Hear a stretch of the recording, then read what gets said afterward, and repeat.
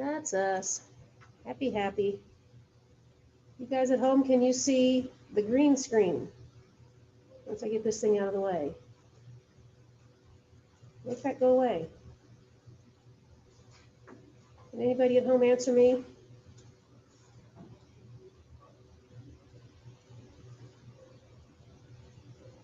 Nope.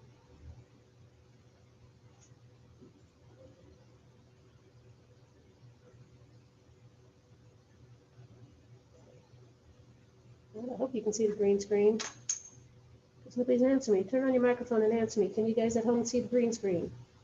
I don't see the No, green screen, no. Just your webcam. Do you hear that?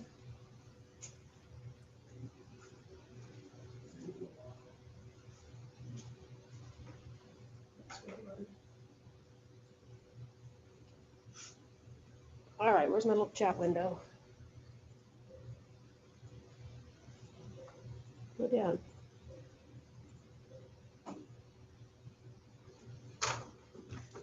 Yep, that's live.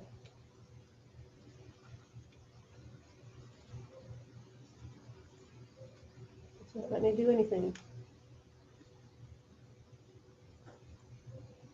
Nothing. Okay, well, I'm just hoping that you guys can see. Okay, I guess right before we take our break, I'll give you your test back. And there's a few things that I wanted to talk about on your tests. But hopefully, while this is working, we'll talk a little bit about L'Hopital's rule. We'll go back over that worksheet that I'd started the other day. Something went wrong with the recording. I got the audio, but not the video. So I guess I was looking pretty rough that morning that I broke my camera. But anyway, so I want to make sure that everybody understands L'Hopital's rule. L'Hopital's rule gives us a way to compute some limits that have indeterminate forms. And then we've still got some algebra that we can use to calculate limits of other forms. And this still is not letting me do that. Let me pull that down for a minute. It doesn't let me do diddly.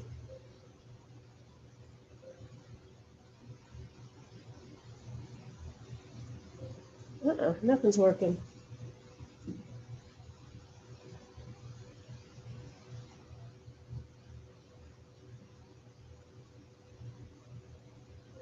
All right, you guys at home, I can't get my chat box open. Can't get anything to open. We just see your webcam at the moment. Why does this always happen to me? Okay, here we go. We're going to talk about L'Hopital's rule. Let's just hope this is recording for somebody. Just a brief overview of L'Hopital's rule. Can you hear me, Professor? Okay, what was that? Can you hear us? Hear it? Thank you very much. Can you see it? We No. cannot, no. No, we're just looking at the whiteboard right now. Okay, I might have to restart it then, because it's not doing diddly for me. Why? What do I do? There's some other window that's requiring your attention to come along. Where? Your Zoom window, maybe that you pull off to the side. And the bottom up.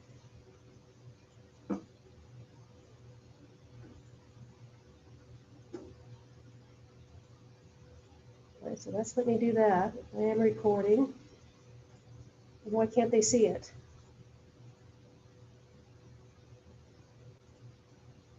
And can you check in on the Zoom meeting? And open up your chat box. Let's see what's on this one. There's my Zoom meeting. There's my people. Hey, peoples. There's my chat box. The bottom left where it says video, if you go over to the, there should be a little arrow next to it, which might allow you Here? to change the camera. Yeah.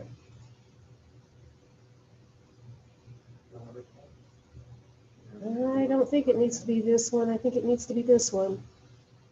Well, let's see.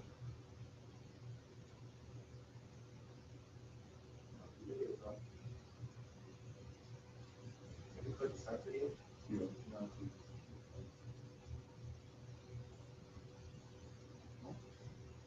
By going back to that other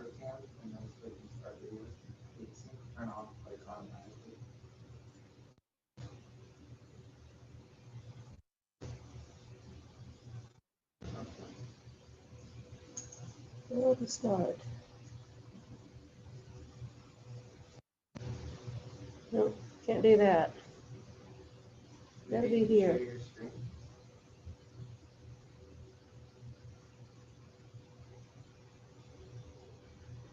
I want it to show that. Yes. We'll do that.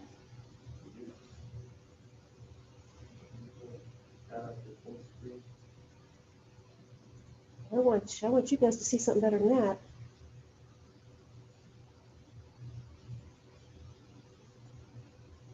Okay, Zoom people, does that help any? Yes, I can see that. Fantastic. Yeah, that's All right, saved again by my awesome students. Okay, this is recording here. I hope the other one's recording as well. We'll find out. Can you guys see well enough? Okay. All right, guys, let's start.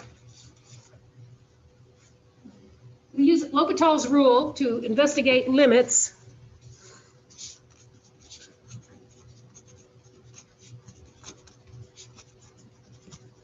of rational functions. Let's call it f of x over g of x. And let's suppose that both f at a and g at a are both 0. And we're interested in taking the limit as x goes to a of f of x over g of x. Back in chapter 2, we would try to factor and cancel or do some sort of algebra tricks so that we can get these things to be not of the form 0 over 0.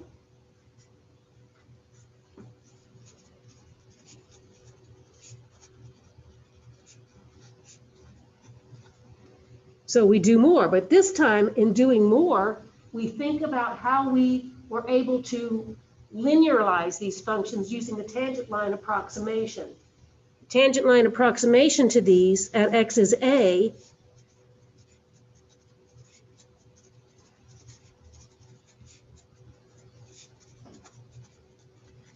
we have that we can write f at any x near x is a as f of a plus f prime at a times x minus a. We could do the same for g of x.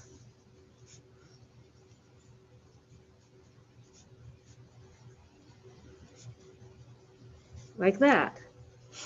Now, we said in our assumption that both f of a and g of a were 0. So these two numbers here are just 0. And then that leaves me this right here with another common factor of x minus a. So we cancel that. Now I put an equal sign here. They're not exactly equal. Their limits would be equal. And so what L'Hopital's rule says is that if the form of f of x over g of x is 0 divided by 0, then what we can do to compute the limit is compute the limit of the ratio of the derivatives. If that limit exists, then that's the same as the limit as f of x over g of x. A similar argument holds if both f and g at a become infinite, and this has the form of either of infinity over infinity. We just make a change in variable so that we can have it at the form 0 over 0. So L'Hopital's rule works for both 0 divided by 0 or infinity divided by infinity. It doesn't work for everything. Sometimes we still have to do some algebra, and so that was the point of today.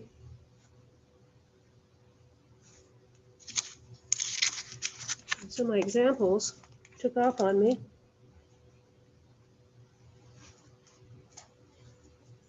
Radar. Let's try this one right here. Let's take the limit as x goes to infinity of the natural log of x divided by the square root of x. Now, a logarithm is a growing function, So as x gets large, so does the logarithm. Square root of x is growing as well. They both have essentially the same shape. But as x goes to infinity, both the numerator and the denominator get infinitely large. So this has the right form to use L'Hopital's rule, which says take the derivative of the top and divide it by the derivative of the bottom, and then take the limit. So it's not the quotient rule, it's the ratio of the derivatives. The derivative of log of x is just 1 over x. The derivative of the square root of x is 1 over 2 times the square root of x. And what we should do is simplify. Let's take that fraction on the bottom and flip and multiply so that we can write this limit as x goes to infinity as 1 over x times 2 square root of x over 1. I can cancel here. The square root of x goes into x, leaving me with the square root of x down here. And so we're left to evaluate the limit as x goes to infinity of 2 divided by the square root of x. Since the x is on the bottom and the numerator is constant, it has the form of 2 divided by infinity. Anybody know what that goes to? 0. So that limit is 0. Let me show you another quick one, because I've only got a little few lines down here. This was one of our special limits.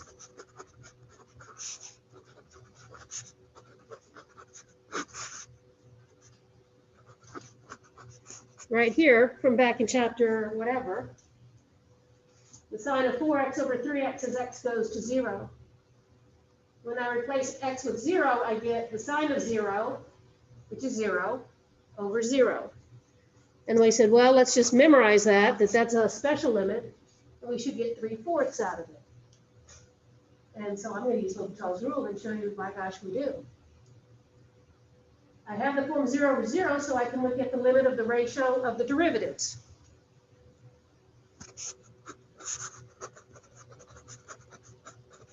Derivative of the sine of 4x is the cosine of 4x. The derivative of the 4x gives me a 4 right there. The derivative of 3x is just 3. Now I can put 0 in for x. I'll have the cosine of 0, which is 1, times 4/3. So we get the 4/3 that we got in chapter 2.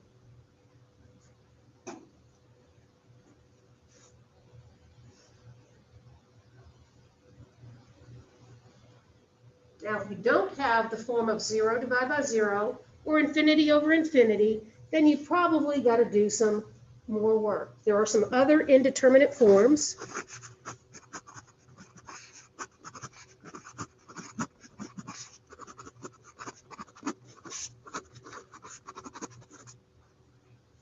We have 0 times infinity and infinity minus infinity. We take care of both of those forms by doing some algebraic manipulations. We just use a little bit of algebra. Then there are 3 exponential indeterminate forms. There's 1 to the infinity. There's 0 to the 0. And there's infinity to the 0. For any of those, we take them out of the exponential form by using a logarithm. We use a natural log.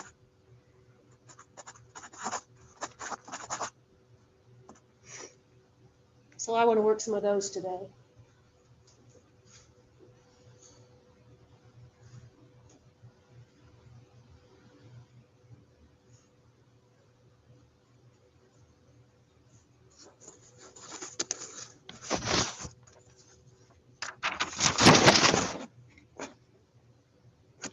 Here's an example. Let's take the limit as x goes to 0 from the right of x squared times the natural log of x. came in from the right because the natural log of x is not defined for negative values, nor is it defined at 0. But to the right of 0, the natural log of x has that vertical asymptote where the tail end goes toward the negative y-axis. Are you familiar with that? Here's a graph of the natural log of x.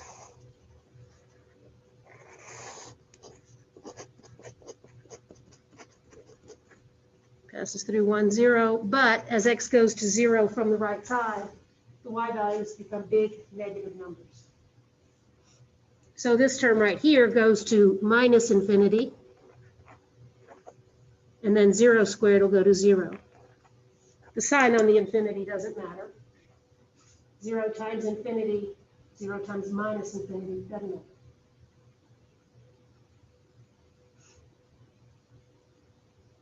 We put this in the form for L'Hopital's rule by using the fact that multiplying by, for instance, x squared is equivalent to dividing by its reciprocal. When you divide by a fraction, you flip and multiply. I want to undo that step. I want to take it from multiplying to dividing by the fraction. So I'm going to rewrite this expression as the natural log of x divided by 1 over x squared.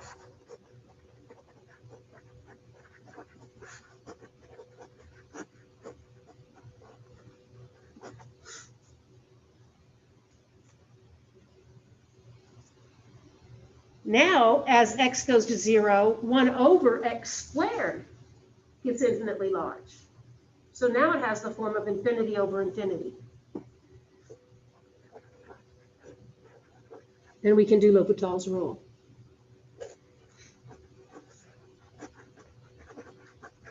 Take the derivative of the top and get 1 over x. The derivative of 1 over x squared, write that as x to the negative 2. And so we'll have minus 2x to the negative 3.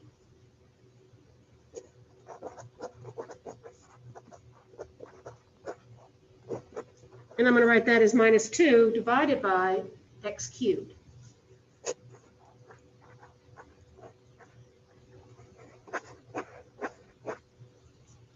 Then we'll do the simplifying step where we take the fraction on top, divide by the fraction on the bottom by doing the flip and multiply.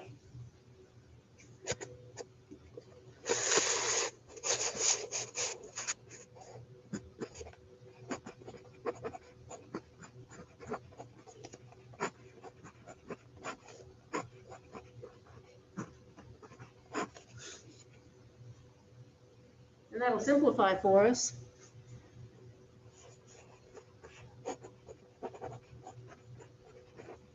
As x squared divided by negative 2. So as x goes to 0, this becomes 0 divided by negative 2, and we get a limit of 0. L'Hopital's rule is really handy when you have logarithms, because there's really not much algebra you can do with those.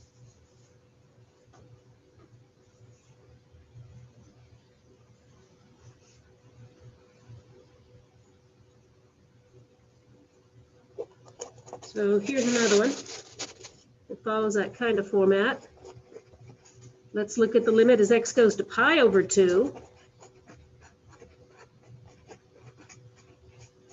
Let's have 2x minus pi times the secant of x.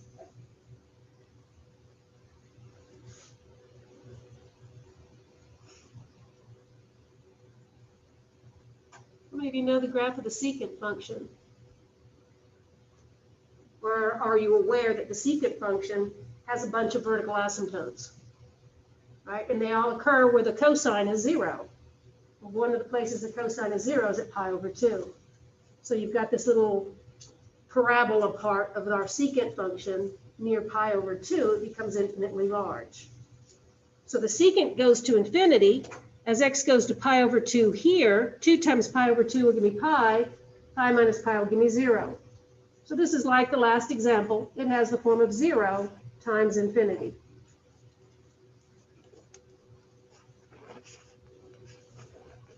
So we'll try the same trick. We'll put the reciprocal of one of these functions in the denominator. I can use the polynomial term again. I can take the secant of x and divide it by 1 over the 2x minus pi. But I'd rather think of secant as 1 over the cosine, and then automatically I get a denominator. So I'm going to do that instead. I'm going to write the secant as 1 over the cosine.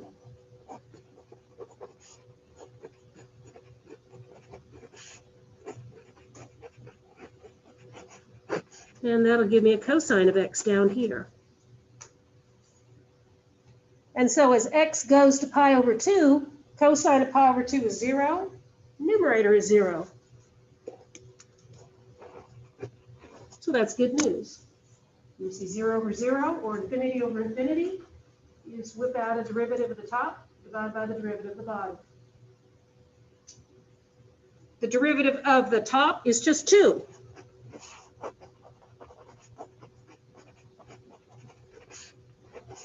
And the derivative cosine is the sine.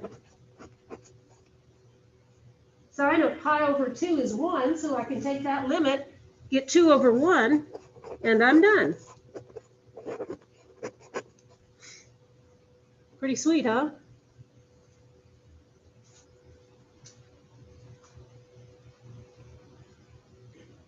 Yes? Should it be negative? Oh, because the derivative cosine is minus the sine. Yep, negative 2.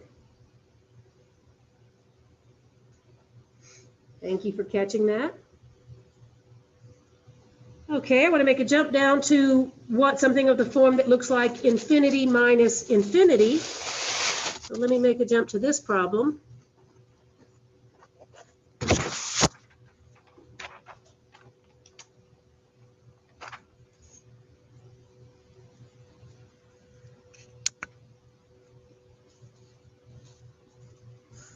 I want to take the limit as x goes to 1 of 1 over x minus 1 minus 1 over the natural log of x. So why do I say that this has the form of infinity minus infinity?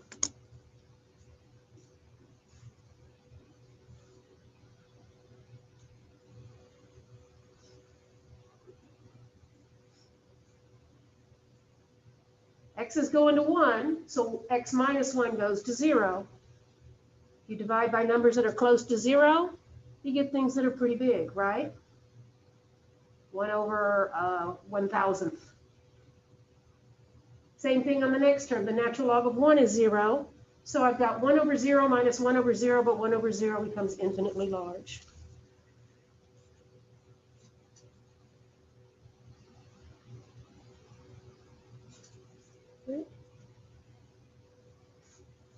We want to put it either in the form of 0 over 0 or infinity over infinity.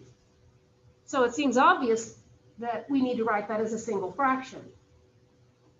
Take it from difference of two terms, put it as a single fraction, and see what form it's in. So let's get a common denominator. The common denominator is x minus 1 times the natural log of x. We'll multiply this first fraction by the natural log of x over the natural log of x. Multiply this fraction by x minus 1 over x minus 1.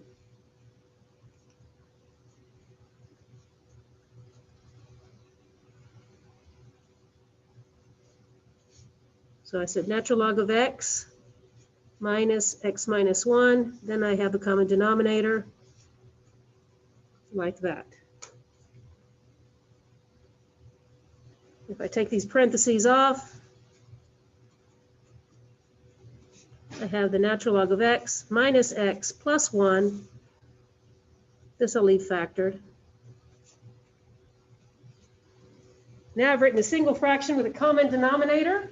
Let's see what happens as x goes to 1.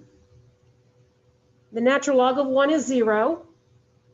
Minus 1 plus 1. So my numerator is 0. Down here I have 1 minus 1. So I'm multiplying by 0, and so my denominator is 0. So that's all you've got to do with that infinity minus infinity. Typically, it means get a common denominator and write them as a single fraction. then your fraction will have the indeterminate form, either infinity over infinity or 0 over 0, but that should make you smile. But I can't tell if you're smiling. You guys gotta learn how to smile with your eyes a little bit better. I'm smiling. You're smiling? Okay, because all you do now is take the derivative of the top, divide it by the derivative of the bottom, and then take the limit. So here we go. The derivative of the top, I can do term by term. Derivative of natural log of x is 1 over x. The derivative of that gives me a minus 1. Downstairs, I've got to do the product rule. So it's the first times the derivative of the second plus the second times the derivative of the first. And the derivative of the first is just going to be 1. Now, it still looks like it has the form of 0 over 0 because that's going to be 1 minus 1.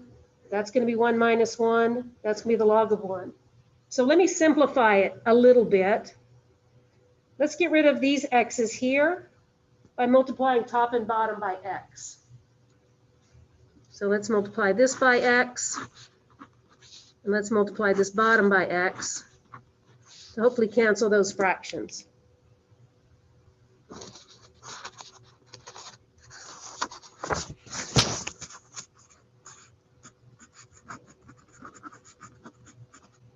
So when I multiply x times 1 over x, I get 1. X times 1 gives me x.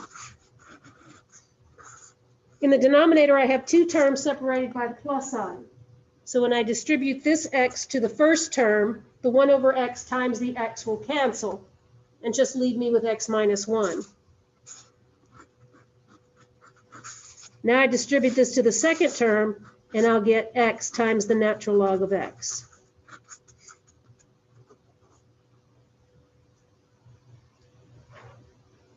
Just got rid of that little pesky fraction. But when I try to take this limit, I get 0 on top and 0 on the bottom because the natural log of 1 is 0.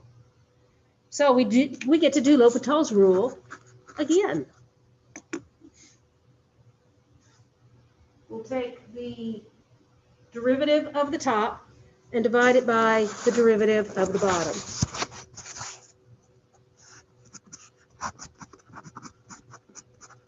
On top, I get a negative 1. Downstairs, I'm going to get a positive 1 here, and now a product rule action here.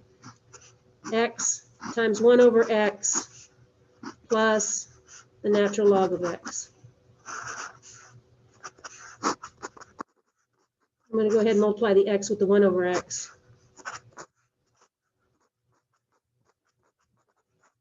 So I can see already I don't have it in the 0, 0 form. I should be done.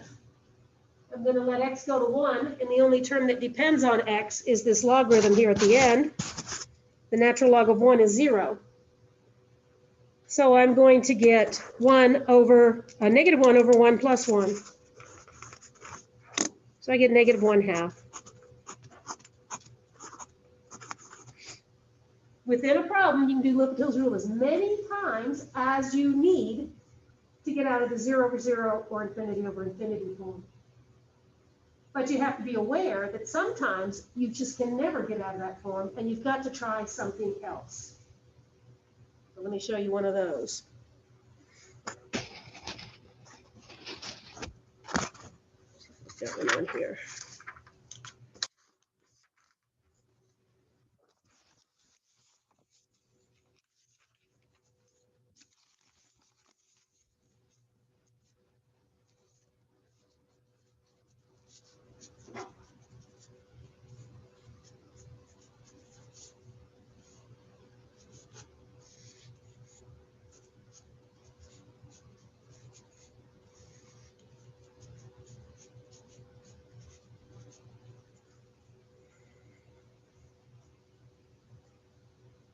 I've got the limit as x goes to infinity of the square root of x squared plus 9 all over 4x plus 2.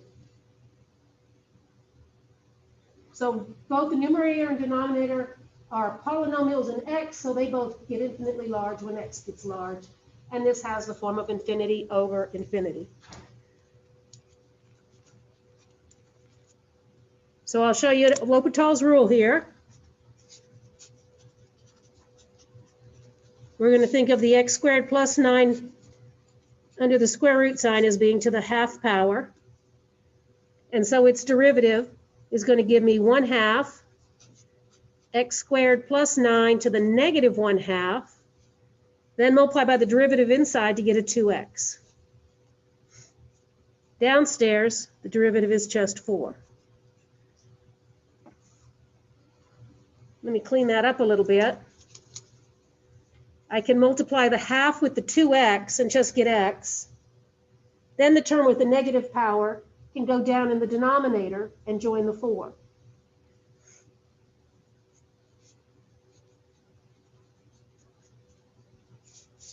So I said x here, and then down here, I have that. So it's essentially the same problem we started with, but now the square root's in the denominator.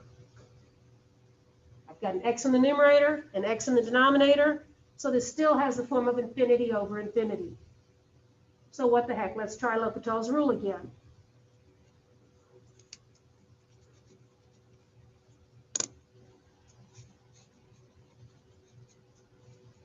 The derivative of the x on top is going to be 1. Downstairs, my derivative will give me a 2 times x squared plus 9 to the negative 1/2 times 2x. I'm going to take the term with the negative exponent and put it on top and make its exponent positive.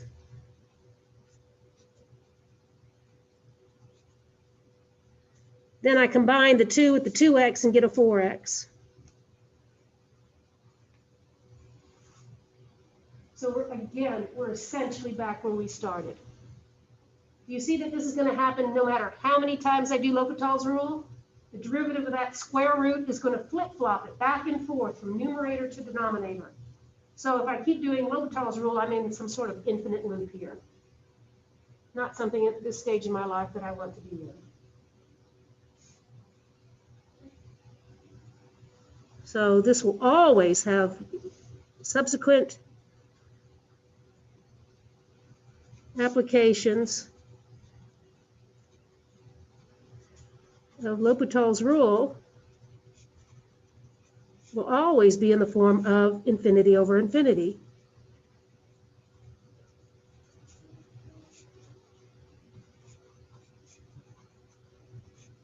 So stop it. Quit doing it. Find something else to do. Let's go back to the previous section on how we did these problems. So start again.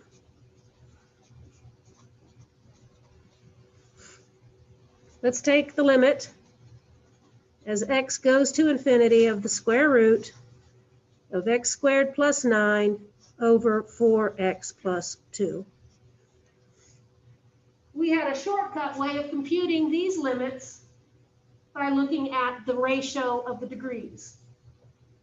And we had 3 patterns. If the degree on top was equal to the degree on the bottom, then this limit to infinity was just the coefficients in front of the highest power of x. If the degree on top was smaller than the degree on the bottom, then the limit to infinity was 0. Bottom heavy fraction as x goes to infinity goes to 0. If it were the other way around, higher degree on top, lower degree on the bottom, then the limit becomes infinite. So let's pick out the highest powers of x.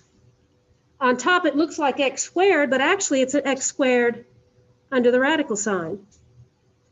So in its long run behavior, that behaves like an x. And so does this. The 9 and the 2 in the long run aren't going to matter a hill of beans. The square root of the x squared over the 4x is what's carrying the shape of this graph. And so the degrees are the same. Since the degrees are equal,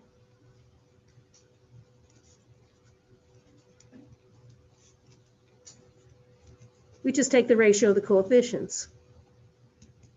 So my limit should give me the 1 that's in front of the x squared. Actually, it's the square root of 1. And the 4 in front of the x. So don't just fall into a trap of always trying to do L'Hopital's rules. Some limits are just as easy without it. Okay.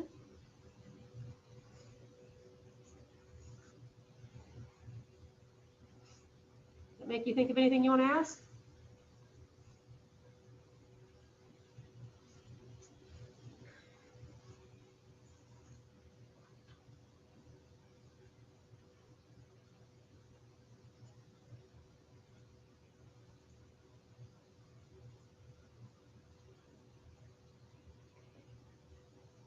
Okay, let's look at some of the exponential forms where I said you'd have to use a logarithm.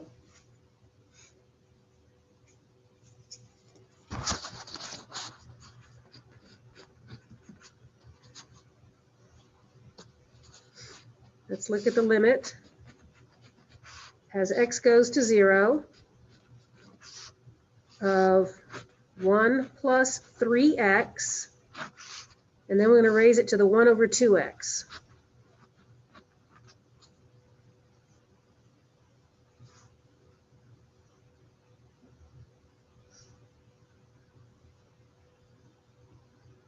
So let's see what happens if x goes to 0. In the parentheses, the 3x will be wiped out, so we just have a 1 down there. The exponent is going to behave like 1 over 0, which we said gets infinitely large. So I've got 1 to the infinity power. That's an indeterminate form. 1 to the infinity, 0 to the 0, infinity to the 0. When you take the following steps, you'll be okay in getting rid of that exponential indeterminate form.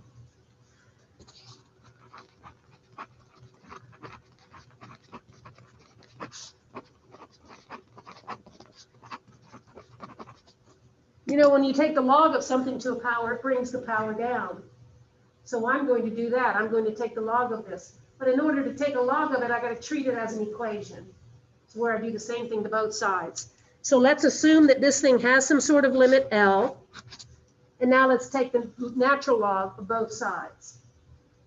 I can move the natural log inside the limit and write that as the limit of the natural log of that is equal to the natural log of this number L. That's how I'll start.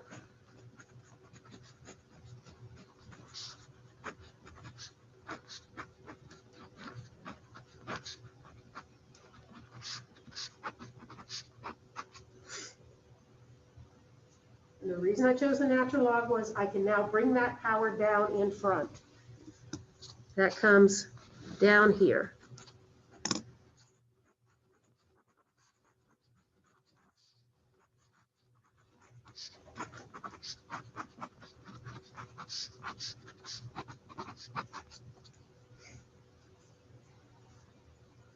With L'Hopital's rule, we like to have a fraction so that it has a form of 0 over 0 or infinity over infinity. So instead of writing the 1 over 2x as a coefficient, let's go ahead and multiply it.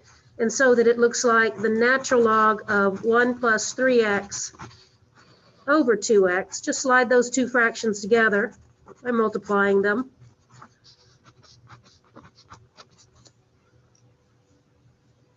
And now we're going to take the limit as x goes to 0.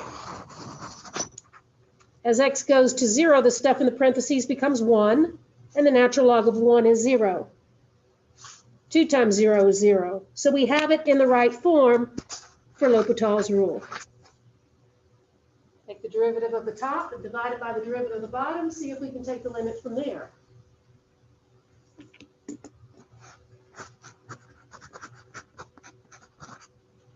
The derivative of the log of u is 1 over u times u prime. And then the derivative of 2x is just 2.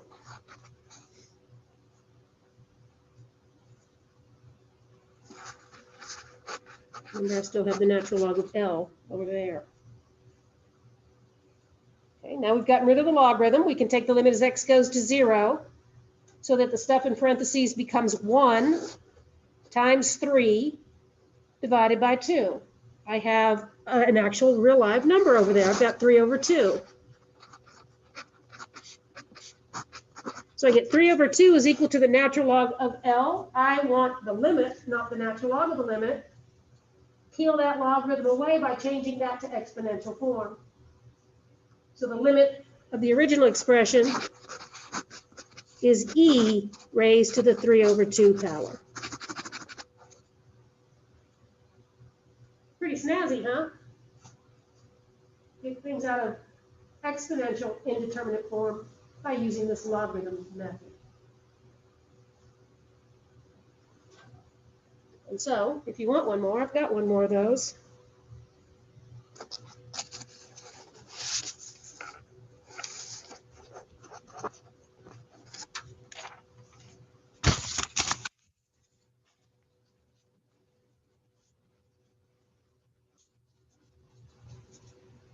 Let's take the limit as x goes to pi over 2. Let's come in from the left, because I'm going to have an exponent that's a tangent. Tangent of pi over 2 gets infinitely large.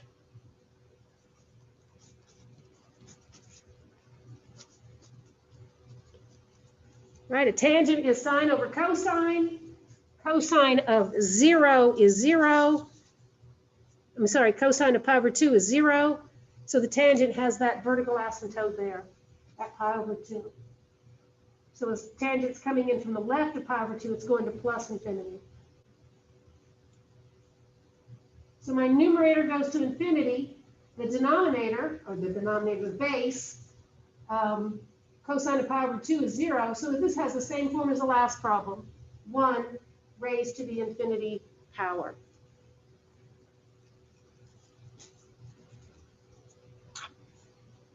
So let's do the same exact sequence of steps. Set that equal to some number L.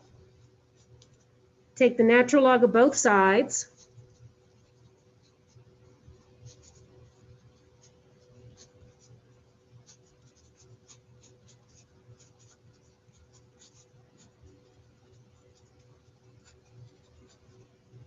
And then use that powerful property of logarithms that takes an exponent and makes it a coefficient.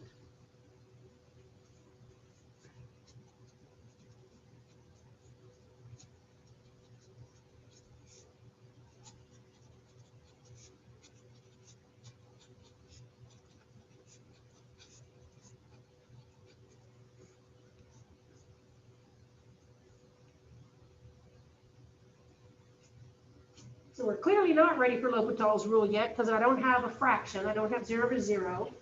I have the tangent at pi over 2 becoming infinitely large. And then I have the natural log of 1, which is 0.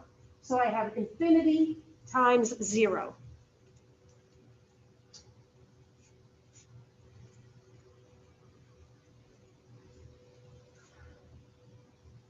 So what we can do is take one of those terms and put its reciprocal in the denominator. Let me try that.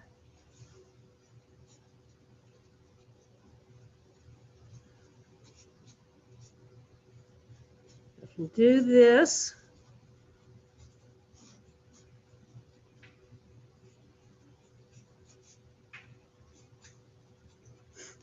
But 1 over the tangent of x is another trig function.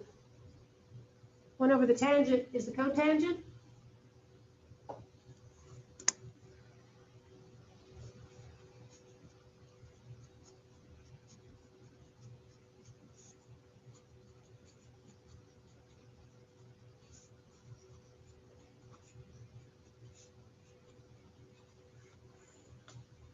So maybe at this stage of the game that makes you a little bit queasy, dealing with trig functions that aren't the big three, sine, cosine, tangent. Maybe instead of doing this step here, I could back up and rewrite tangent as sine over cosine. Were any of you inclined to do that in this step instead of doing this stuff? I think that's what I'd rather do. I was just hoping somebody would speak up and say, hey, don't do that. Let's just write tangent as sine over cosine. This should work, But then eventually you're gonna have to take your cotangent and take its derivative, and they deal with cosecants and junk like that. So instead of doing these two steps, let's back up 2 steps and write tangent as sine over cosine. I'm much more comfortable in dealing with those. So let's save that. If we need it, we can come back to it. Here's an option.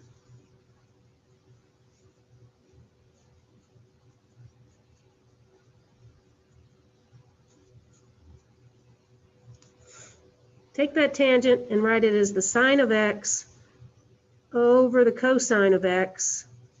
Slide that logarithm in here. And now I have a fraction. I do like that much better. Now I don't even need to worry about one-sided limits because I don't have asymptotes, so I don't even have to write that pi over 2 from the left. Sine of pi over 2 is 1. Cosine of pi over 2 is 0. So I've got 1 times the natural log of 1, so that's 0, over 0. So under those gorgeous masks of yours, you're smiling. 0 over 0 means I can do L'Hopital's rule. We'll take the derivative of the top, divide it by the derivative of the bottom. The top is a product, so we can do the product rule up there.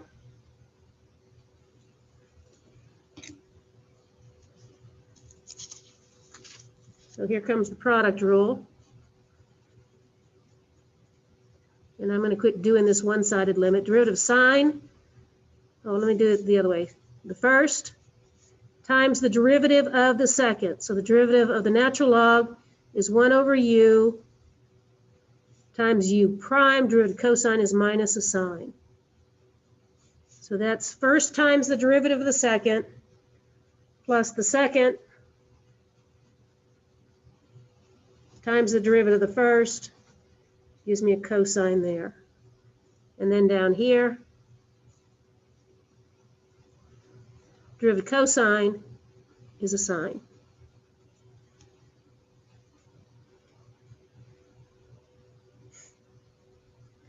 Maybe I'll just put this together real quick. Do I have room on my screen? Put that together real quick.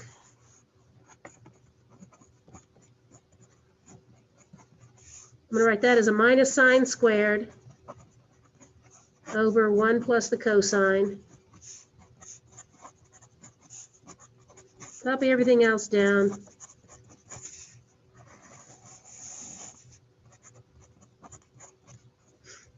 And now let's take x to pi over 2. Every cosine of pi over 2 is going to be 0.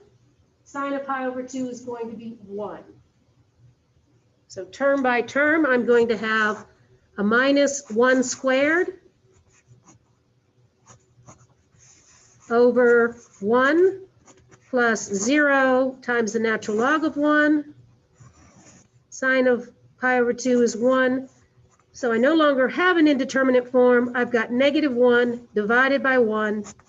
My gosh, there's our limit.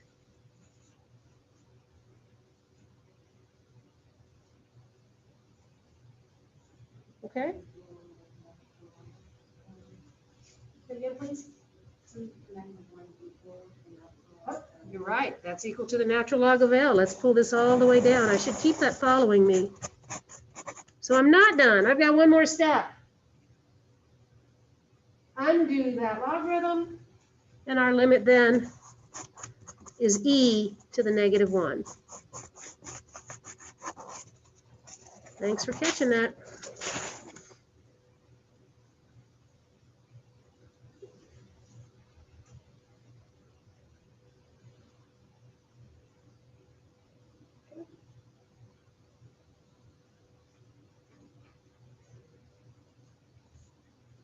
Many of you have looked at the web work from this assignment.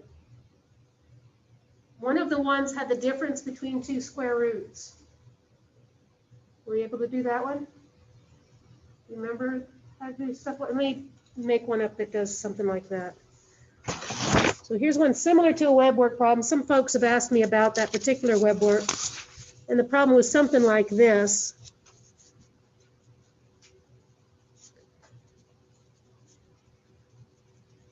So So it's kind of the same. I think it's the last problem on this section in web work. Come on, focus. Let me see.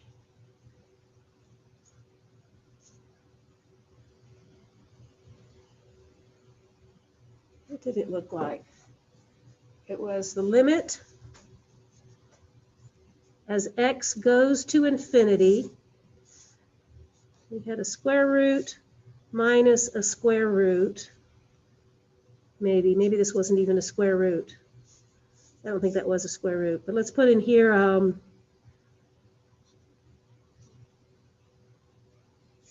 don't know, x squared plus 3. And let's do just an x here, something like that. Professor, do you want the actual problem just to like know what it was? Oh, I can't, can you say it a little bit louder? Do you want the actual problem just to know what it was? Yeah, I can do the same problem that you had. So it was, can you hear me?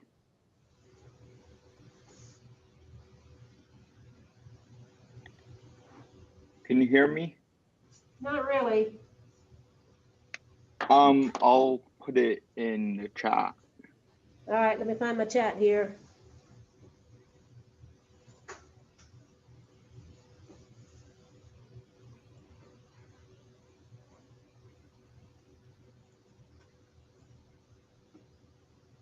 There.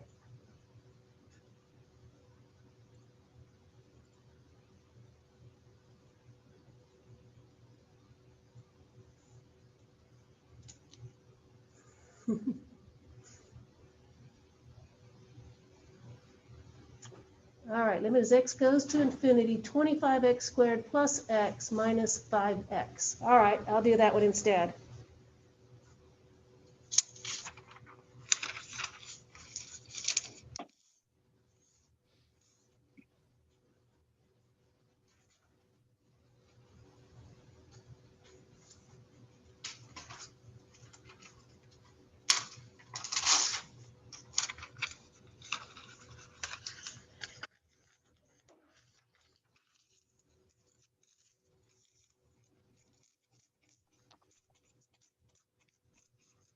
You have to do that before you write on these things. I can't stand these little fuzzy things at the end of my paper.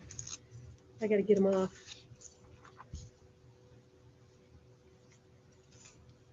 Then I don't mind throwing them on the floor, but I just have to get them off my paper.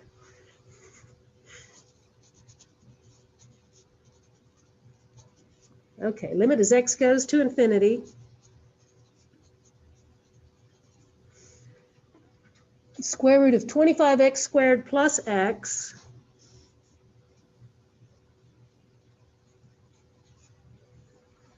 minus 5x. Okay. X is going to infinity. And so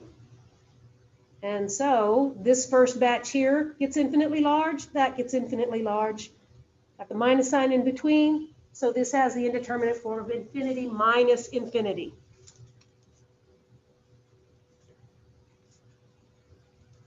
Not only do we need to take it out of that form, we'd like to make it into a fraction so that it might have a chance of having a 0, 0, infinity over infinity form that L'Hopital's rule will help us with.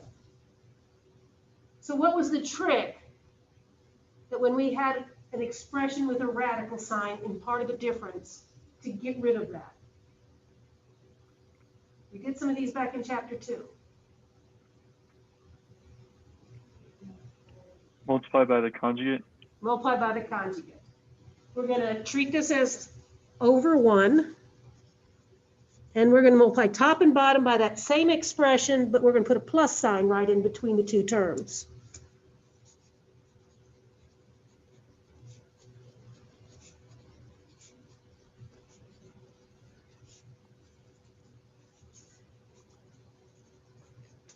That should give us a radical-free numerator.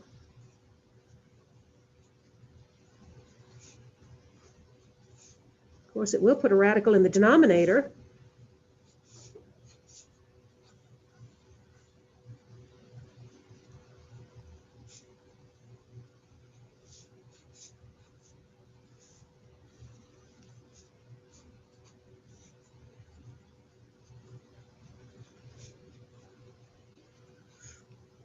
So we'll multiply it out before we take the limit.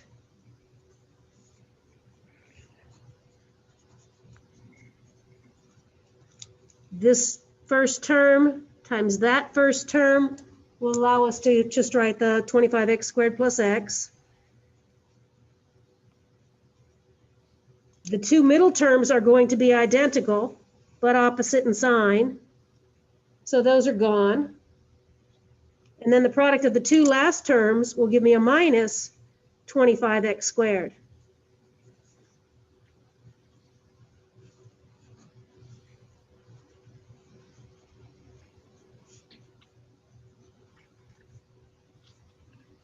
So on top, I'm left with just x.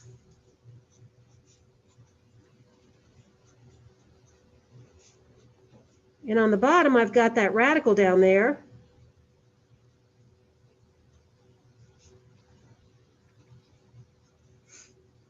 But I've got a fraction, and both the numerator and the denominator contain an x. So when x goes to infinity, this goes to infinity over infinity. So I'm ready to jump into L'Hopital's rule, but I learned my lesson a few examples ago that when I have a term with a square root sign in it, like this one, and I take a derivative, all that's going to do is keep flip-flopping that square root sign back to the numerator. So I'm kind of hesitant to jump right into L'Hopital's rule. Instead, I want to look at the ratio of the powers. Clearly, the numerator is first degree, and I have a first degree term here. I see a second degree term here, but don't be fooled. It's the square root of a second degree term. So that's going to behave like a first degree term.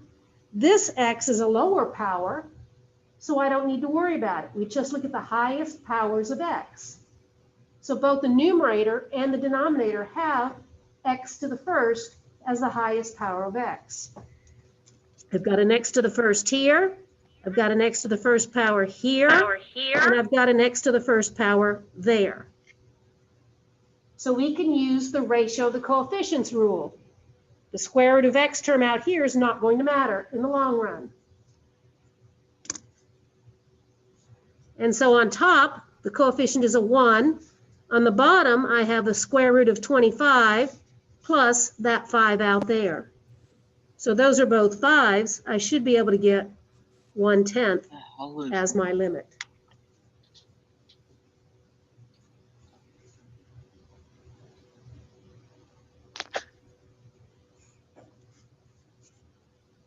Okay.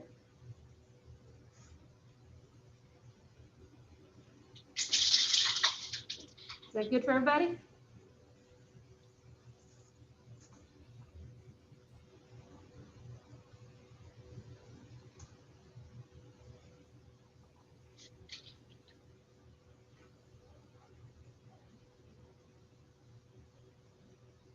Got the volume all the way up. You guys are going to have to talk by typing because I can't hear you guys at home one bit, not much one bit.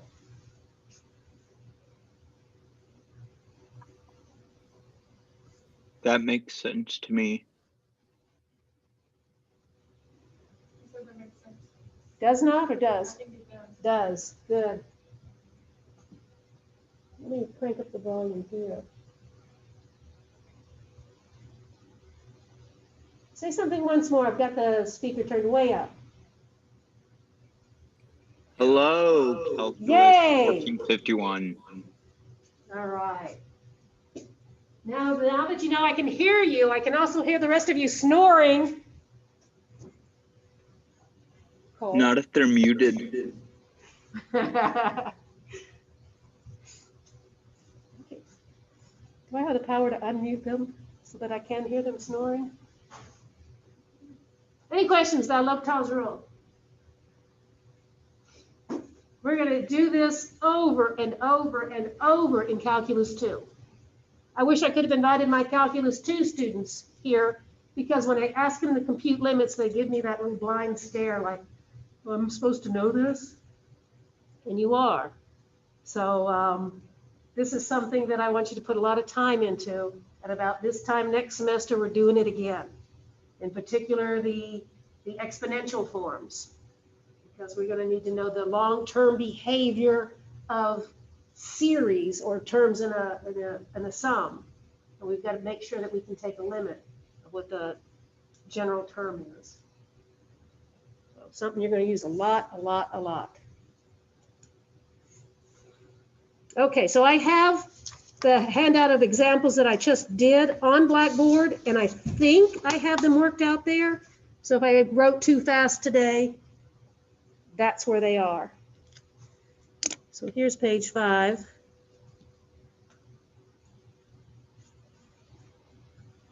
This is our going to 12 o'clock day. What we're going to do next is optimization problems. Well, we've done optimization problems. You're given a function and you're asked to find where it has its maximum and its minimum values. And then you graph it.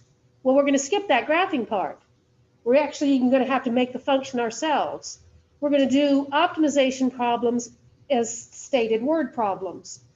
We're going to take make a container with a certain surface area and see what the dimensions have to be so that the volume of that container is a maximum. Or what do we have to do to make the area of a region as large as possible with a certain amount of fencing? So we're going to have a goal in doing a word problem of getting a largest or a smallest value of a function using calculus. You know, using calculus, a function has a maximum or a minimum where it has a critical point. And then we can test whether the critical point's a max or min by using either the first derivative test or the second derivative test. When I'm not interested in graphing, I typically use the second derivative test to see if I have a max or min. So let me get us started, and then we'll take a little break. So this is the start of section 4.6.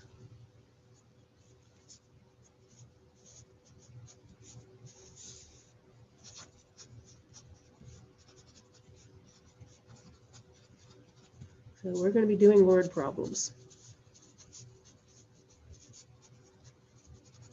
where somewhere in the word problem is find the maximum volume, or find the minimum, I don't know, cost, based upon some description. Our plan in doing these word problems is to break them up into little chunks. Okay, so our first step is going to be to read the problem.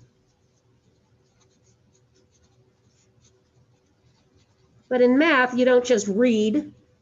You start with your pencil. Your pencil helps you read. You underline things that mean something to you. Some words mean multiply, some mean add. You start underlining things that make, that you're going to come back to later. Okay, so read, underline, read the problem. The last sentence usually asks for the biggie. What is your objective? So when you're reading the problem, state your objective in words.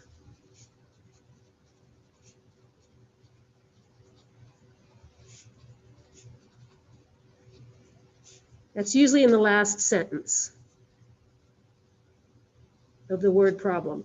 Find the maximum volume. Find the minimum cost. So you write that down so that you know that when you're done with the problem, what it is that you're shooting for. Now you've got to get organized. We're going to try to write a function that your objective describes. We're going to try to write it in terms of one variable. So maybe here you need to draw a picture and introduce variables into the problem. If you're talking about a cylindrical container, then you start labeling the components of the cylinder. If you're talking about a rectangular area, you've got a length and a width. So draw a picture, identify your variables.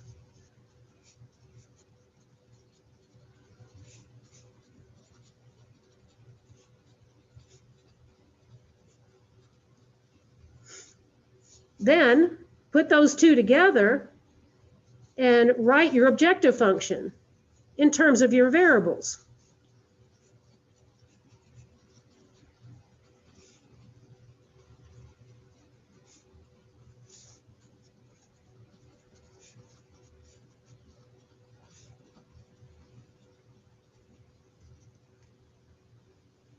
We're in one-dimensional calculus. We can only maximize or minimize a function of a single variable. So if this objective function that you're writing at this stage has more than one variable, then you've got to come up with some sort of side equation to substitute out the extra variable.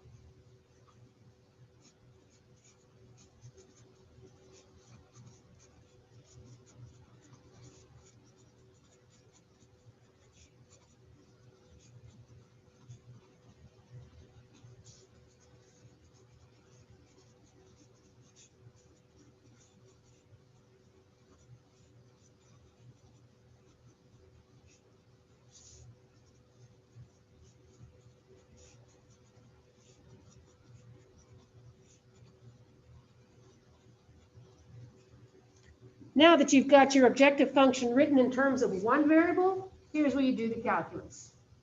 Take the derivative, set equal to 0, find your critical numbers.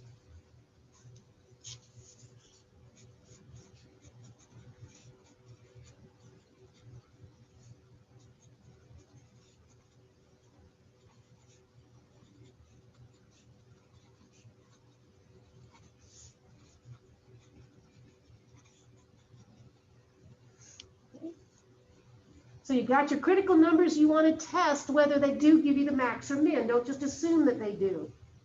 So take your critical numbers and test them to see if they give you what you're looking for in the objective function. I'll do the second derivative test.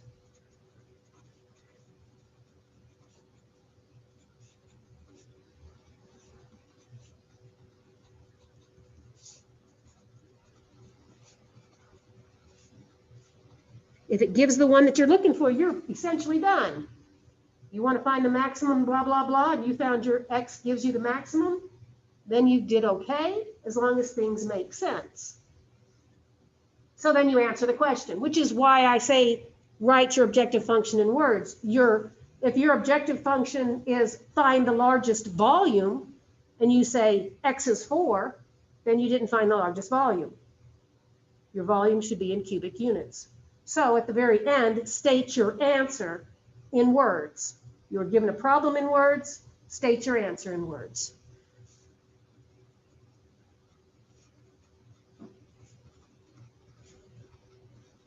That makes you aware of what it is that you have to respond with. Okay. So I have a list of examples on Blackboard. If you don't want to write the problems down, you can call them up on your computer if you have a computer on you. Otherwise, I'm going to do them right here. Yep, there they are. We'll do the first one, and then we'll take our break. I'll give you a chance to write that down if you're into writing.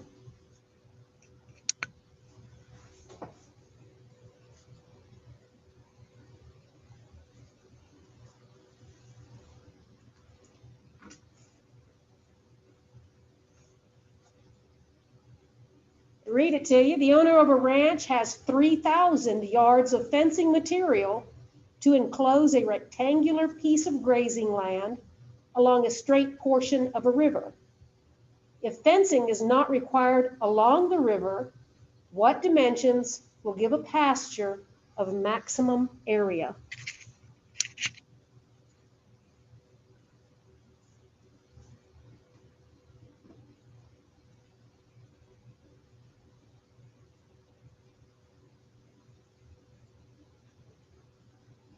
Nope, come back. Why did I do that? Why did I do that?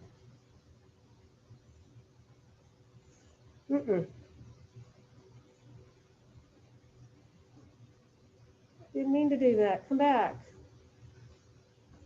That's back. I don't want that big. Where did my zoom go?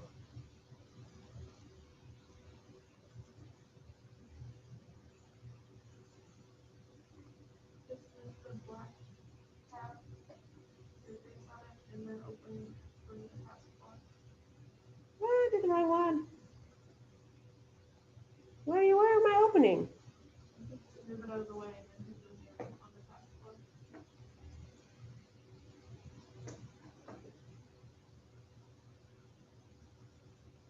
Nope, that's not it. Where? I'm just clicking like a mad person. Where am I clicking? Give it back. I didn't sign up for this. I said, I want to teach a face-to-face class. Where'd it go? Look, there it is. Get away. I hope you guys at home can see, because if not, I'm not clicking anymore. We've been able to see the paper the whole time. Yay. So you didn't get to see my mess up here? I didn't really mess up. I was just entertaining the crowd. Oh, what time do you go to bed at night? Yeah? Like now? Now is when you go to bed? You're the sleepiest dude.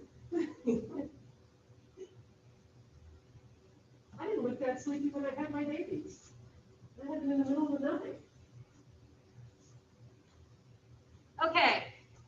So the step is to read the problem. So when I read this problem, I kind of jump to the last sentence. What dimensions will give a pasture of maximum area? My goal is to maximize area. When I see numbers in there, like that 3,000 yards of fencing, I kind of circle that because that's going to be used for my side equation. I'm going to have a function that's my objective and an equation on the side in case I have too many variables.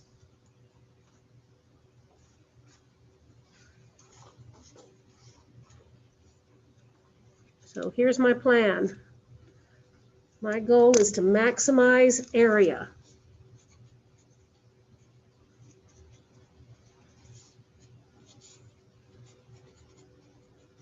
Not just any area, area of a rectangle. So now I'm going to draw a picture. It was described as being along a straight portion of a river. So I've got 3 pieces that I have to put a fence around.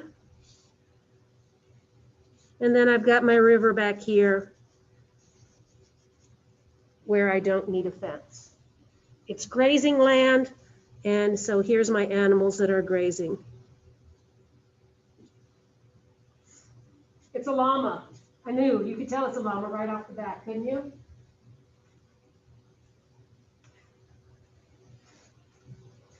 In a rectangle, the unknowns are the length and the width. So let me put an L and a W here. And the area of a rectangle then is just L times W. So like I said, if your objective function has too many unknowns, write a side equation. So if it's called a side equation, I'm going to write it on the side.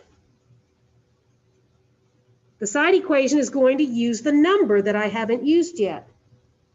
The number is the 3,000 yards of fencing material. So I'm going to put fence here, here, and here, and that's going to be my 3,000 yards. So I've got a variable here of W yards, L yards, W yards to equal the 3,000. So my side equation is 2W plus L is 3,000.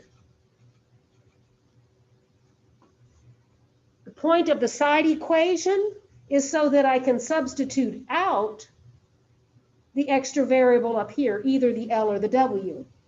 It looks pretty easy to solve this equation for L, and then I'll go shove that in where the L is up above.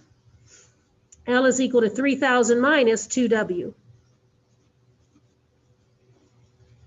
So let's take this out and put in the 3,000 minus 2W, and our objective function A has only W in it.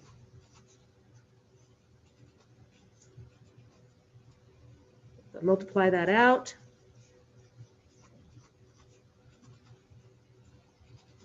There's the objective function. Back when you were in high school and did this kind of problem in your pre-calculus class, you recognized that your objective function describes a parabola that opens downward. So you found the maximum by finding the vertex. Well, now that you're in calculus, you find the maximum by taking the derivative. Okay? So here's where I say do the calculus, take the derivative of this thing, and you get 3,000 minus 4w. We're going to set that equal to 0.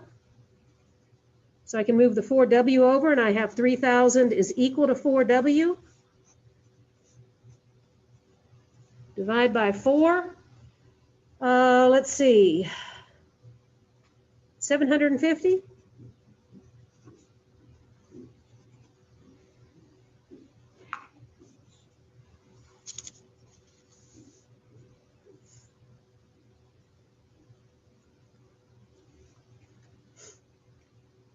We know that that's the maximum because, like we said, we identified our objective function as a parabola opening downward. But what the heck, we're in calculus. We'll show it's a maximum with the second derivative test.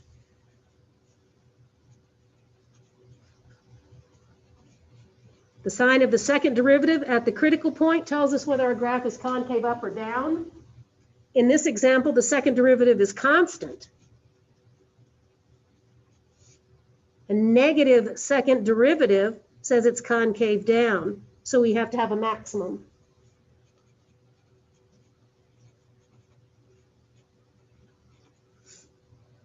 And now we state our answer in words. The question says, what dimensions will give a pasture of maximum area? Well, we've only got the W. We need to also go back and get the L. So we'll say the pasture of maximum area has width equal to 750 yards and length equal to, well, let's figure it out.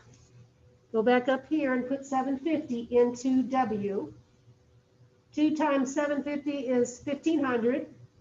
3,000 minus 1,500 is 1,500. And then we're done.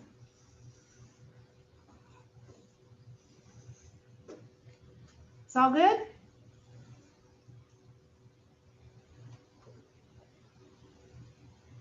All right. So that's going to be kind of our halftime. Take a minute, stretch your legs. Wake yourselves up, and we're going to do another hour of this. Yay, another hour of this. I can't wait.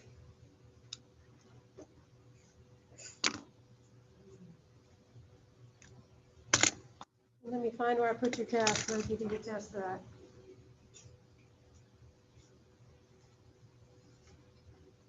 Down here.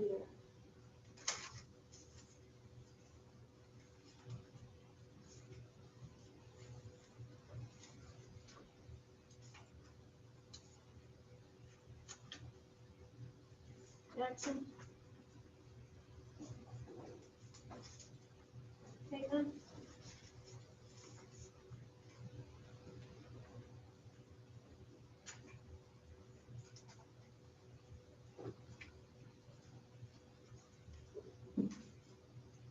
Luca.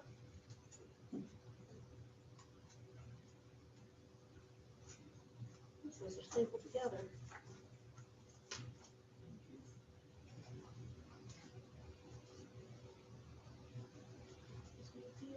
Oh.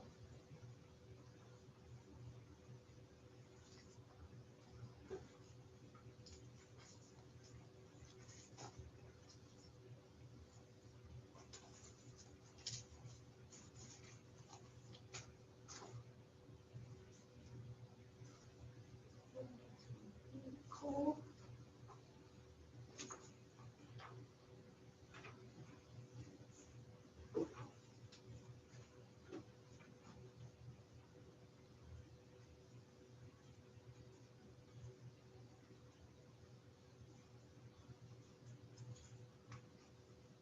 Jacob. Jackson.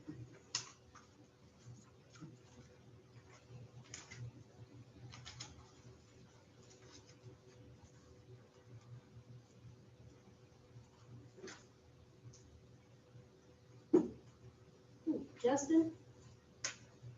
Ah, oh, you sitting there.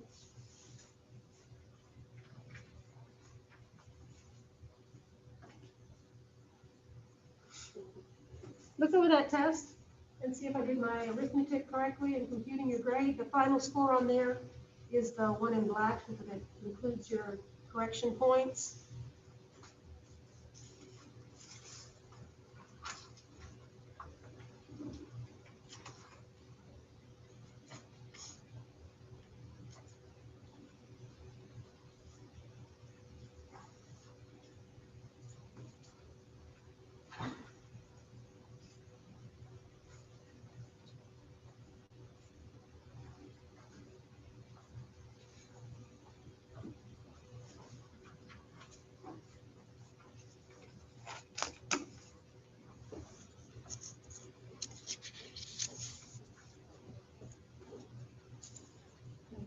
Down top.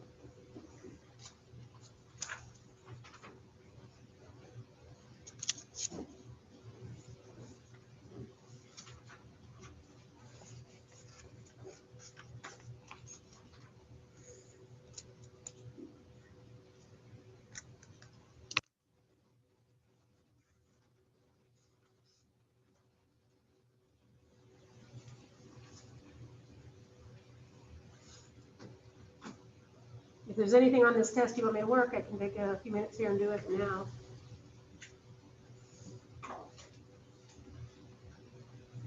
Or I'll post the key online and you can check and see there if that's what you'd rather do. I don't mind working them.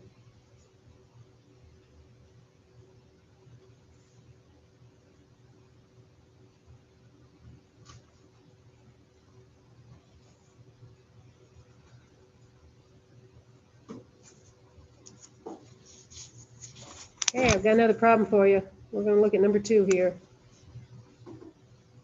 In this problem, we're going to take a rectangular piece of cardboard, cut out 4 corners, bend the corners up, and make a box that has no top. We want to know how much to cut out of each corner so that the box has the largest possible volume.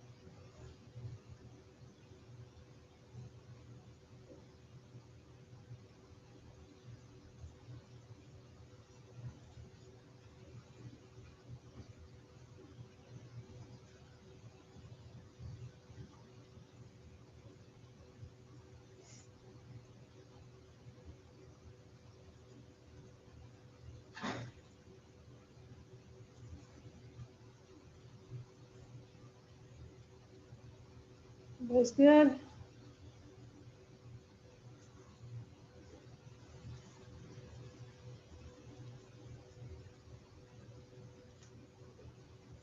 An open box with a rectangular base is to be constructed from a rectangular piece of cardboard, 16 inches wide, 21 inches long, by cutting a square from each corner and then bending up the sides.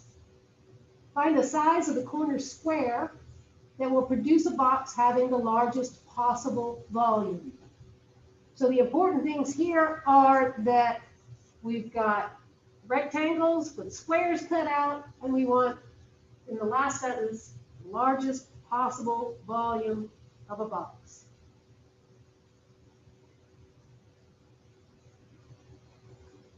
So I'm going to state my objective. I'm going to write down that my goal is to maximize the volume of a box.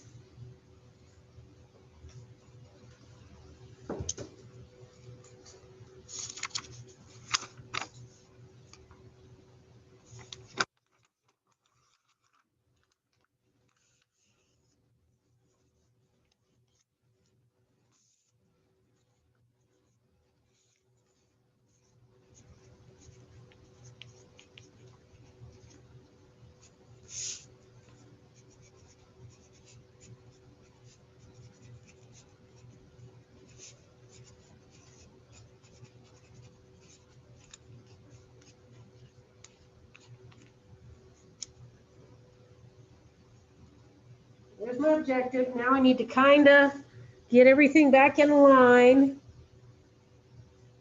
with my plan. My plan was to identify my variable. So I'm going to draw the picture here of the original piece of cardboard that I'm going to start with. Then I'm going to get out the scissors and cut out some corners.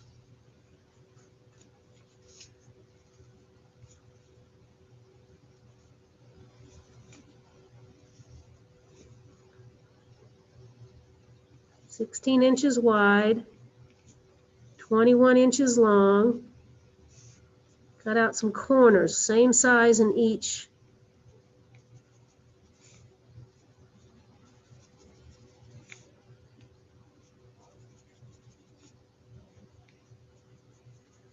In the end, I want to know the size of those corners. So let's go ahead and stick a variable in for the size of the corners.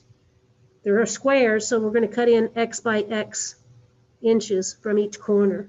Let x be how far to cut in.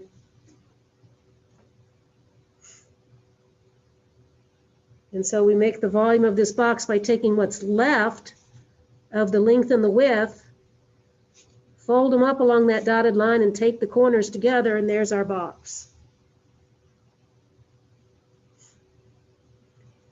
Okay, so my plan is to take the 3 dimensions and multiply them together, the length, the width, and the height of that box. Let's see if we can get L, W, and H of the box in terms of the variable x. So starting with L, we had 21 inches this way, and you cut off x inches in here, x inches on the right-hand side. How much now is left for this piece right here?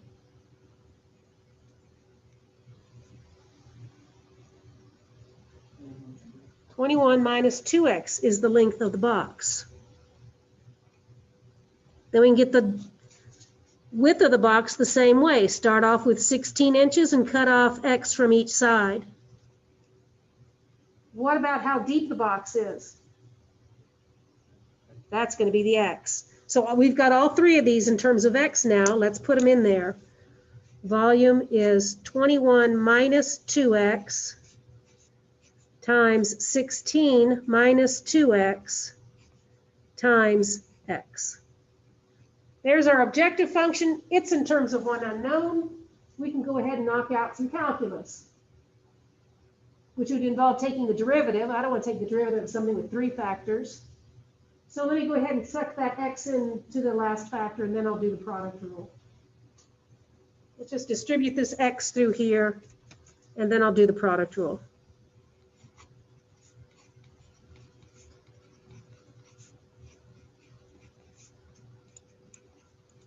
I can multiply it all out, but maybe I'll save that till the end.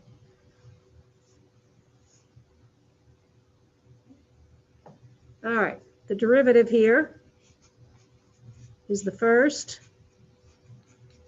times the derivative of the second. That'll give me 16 minus 4x plus the second times the derivative of the first. The derivative of the first one is just a -2. We're going to set that equal to 0 and solve for x, so I guess now we're kind of forced to multiply it all out. I don't have any common factors or anything that I'm thrilled with. So let's go ahead and multiply that guy out. I need 21 times 16. Let's see, 20 times 16 is 3. What is 2 times 16?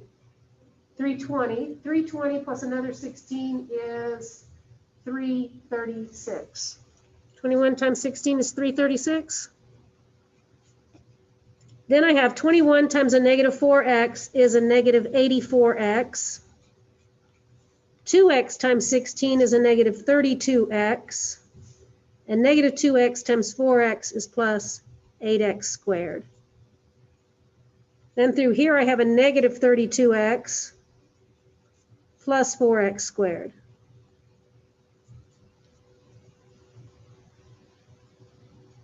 Okay, let me put my like terms together. 4x squared plus 8x squared will give me a 12x squared. Then I've got a negative 84x, a negative 32x, and another negative 32x. So that's an 84 with a 64, and I don't know, how much is that?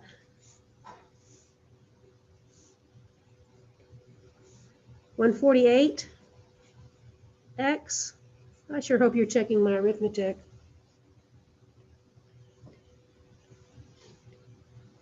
And then finally, I've got 336. There's our derivative. We're going to set that equal to 0 and solve for x.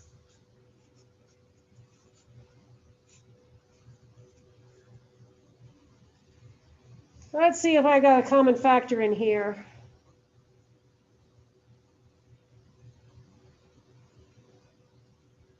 $12 doesn't go into 148.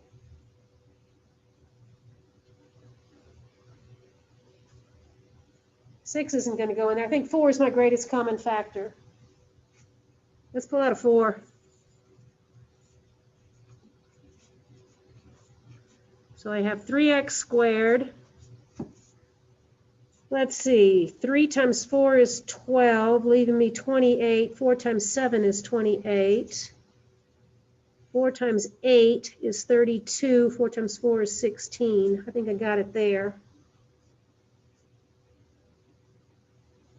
Now let's play with this.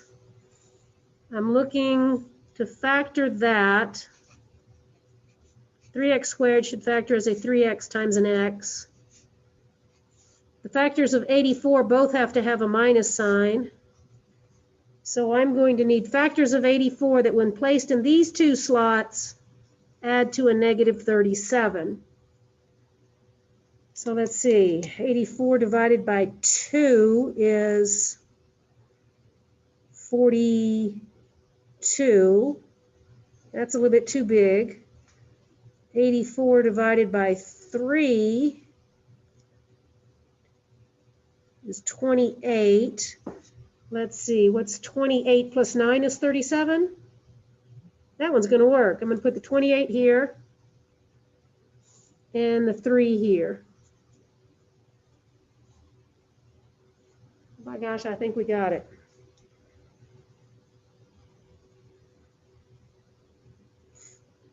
Now, when you set each factor equal to 0, you're going to get two critical numbers. 3x minus 28 is equal to 0 when x is 28 over 3. X minus 3 is equal to 0 when x is equal to 3. 28 over 3 is 9-ish, isn't it? 3 times 9 is 27. Look at our original dimensions. I had 16 inches as my shortest side, so there's no way I can take away 9 inches from each corner. So that first one's not a viable critical number for our word problem. Throw it away. It's too big. But x is equal to 3 will make some sense, so let's keep it. Let's show that it gives us a maximum by doing the second derivative test. Here's our first derivative, right here.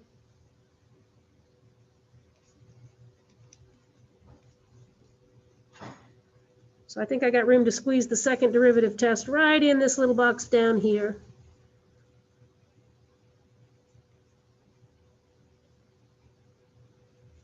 The second derivative is 24x minus 148. When x is 3, I have 24 times 3 minus 148. 24 times 3 is smaller than 148, so my second derivative is negative.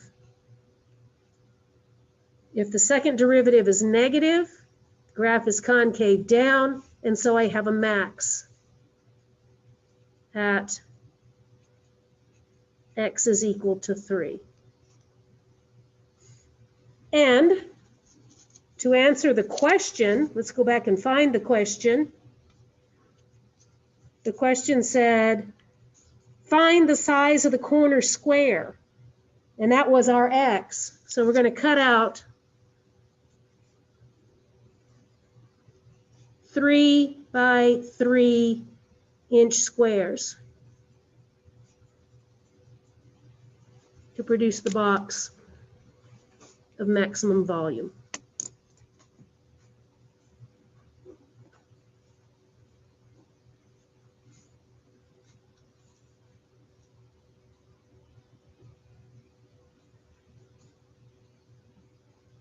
Do you want to ask anything about that?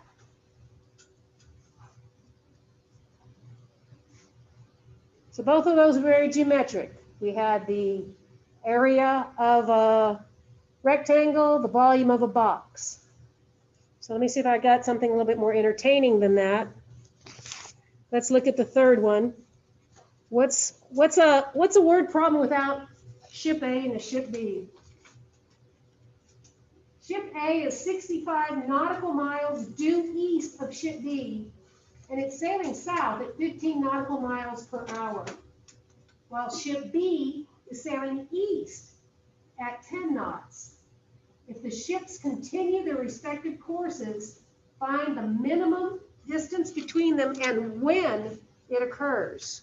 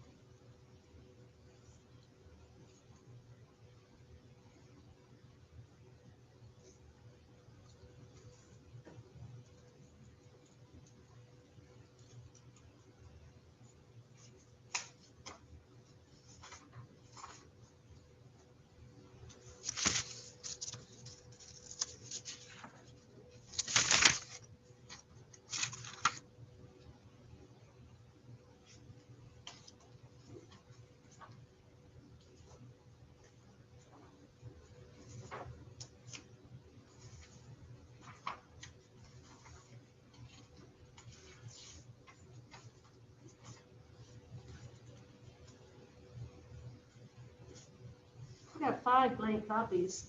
I've got more than 5 of y'all. If you want a blank copy, so you don't have to keep writing it down. Anybody?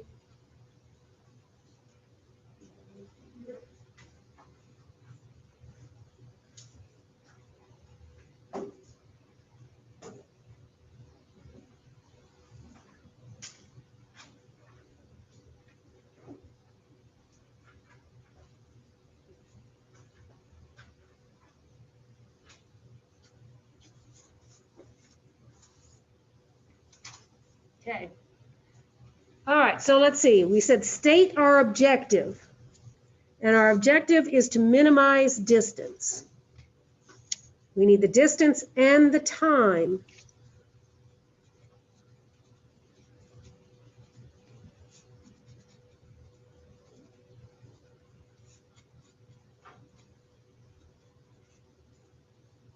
So somehow we're going to have to include a time component here.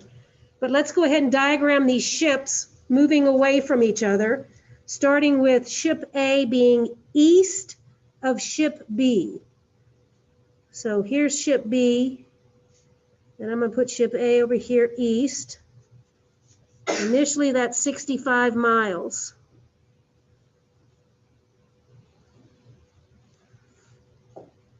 Ship A is sailing south at 15 knots. So it's going this way. Let's just say 15 miles per hour.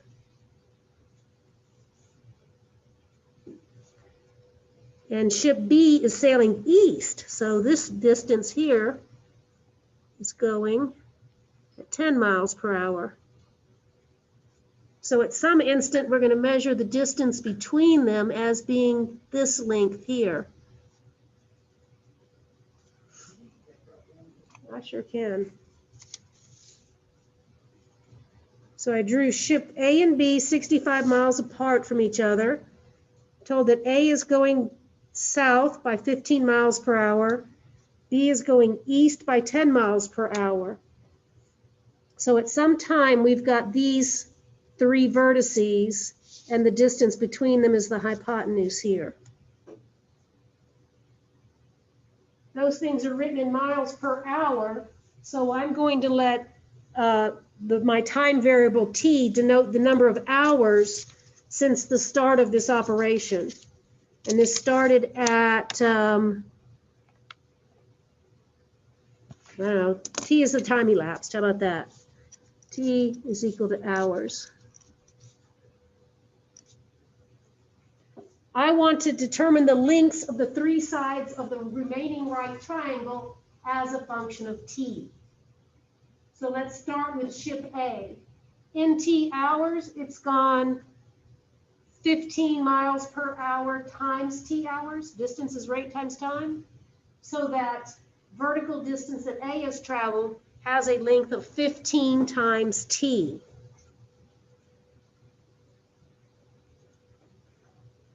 Now, A and B were originally 65 miles apart, but it's moving shorter by 10 miles per hour. So how can you write this leg of the triangle as a function of t? Start with the 65 miles and make it shorter. 65 minus 10t. The distance between them is this length of the hypotenuse. So let's call that d. D squared is 15 squared plus 65 minus 10t squared.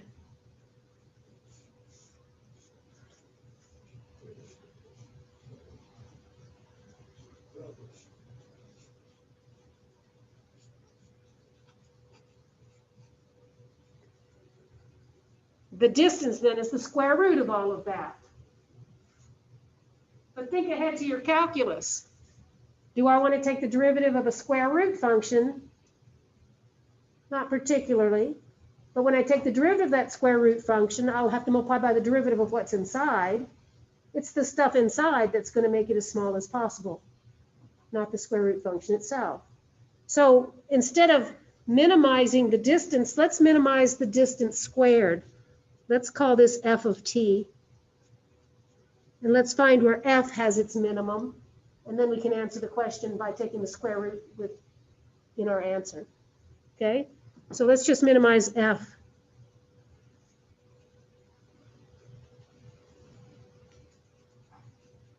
And not d that involves the square root sign, right? Because d is the square root of all of that.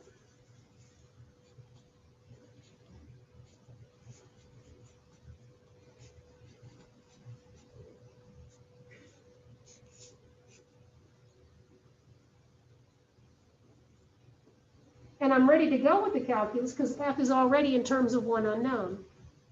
Let's just take its derivative, set equal to 0, and solve for t.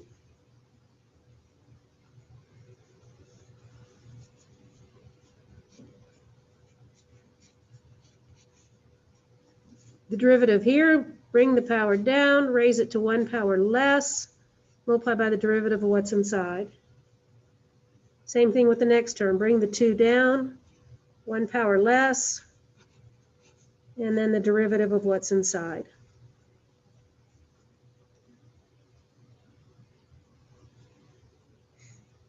So let's put those together. 15 times 15 is 225, times 2 is 450, so 450t. Back here, I've got 2 times 65 is 130, times the negative 10 gives me a negative 1300.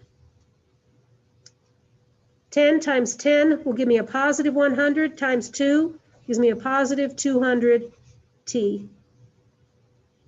Let's join that one with the 450 to get 650t minus 1300. There was our derivative. We're going to set that equal to 0.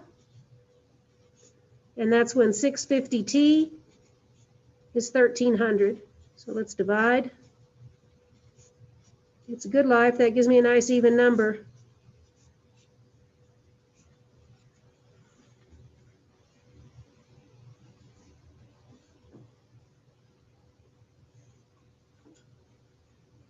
We want to make sure that this answers the question in that it gives us a minimum distance.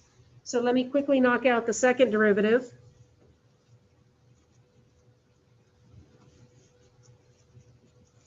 Here's f prime.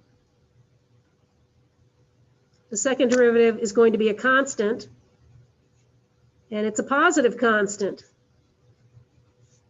So if the second derivative is positive, it's concave up, and that means my critical number gives us a min.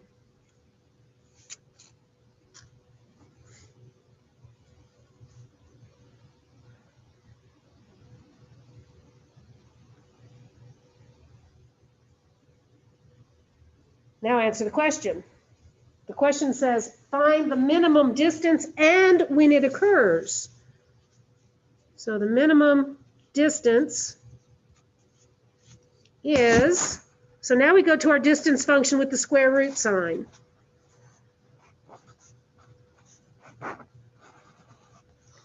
So I take 15 times 2 squared plus 65 minus 10 times 2 squared. Distance is in miles. And this occurs 2 hours after our starting time. I don't really care how many miles that is to you. You crunch it out, I don't care.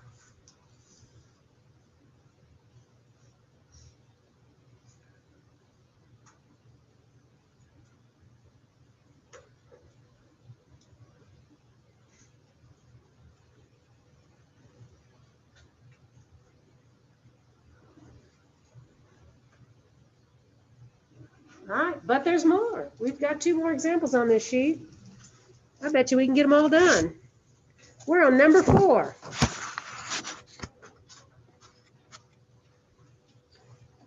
A cylindrical container open at the top, that should be and, having a capacity of 24 pi cubic inches is to be manufactured. If the cost of the material used for the bottom of the container is $3 per square inch, and the cost for the rest is $1 per square inch, and of course there's no waste of material, find the dimensions that will minimize the cost.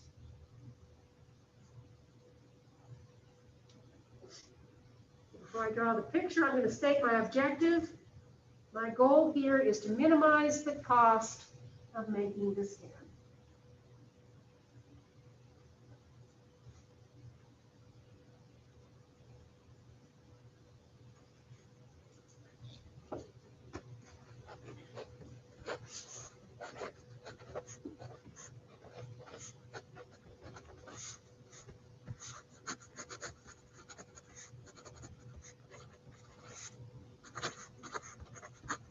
So I'm going to try to write a function that tells me how much it costs to make this open container. Let's kind of draw a picture and stick variables where we need them. As I read that problem, I saw a 24 pi. So I know that when I'm given a number, then I'm probably going to have to write a side equation using that number. So there's the can. That 24 pi described something in cubic inches. What entity is measured in cubic units? Volume. So I've got that the volume of this is 24 pi. In order to get the volume, I need to know the radius of the can and the height of the can. Because volume of a can is area of the base times the height. Volume is pi r squared times h.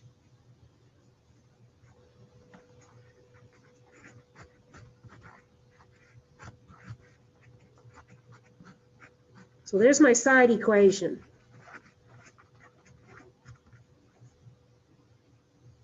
Now let's get the cost. So back in the problem, it talked about the cost of the bottom plus the cost of the sides. because this bad boy is open at the top. So our total cost will be the cost of the bottom plus the cost of the side.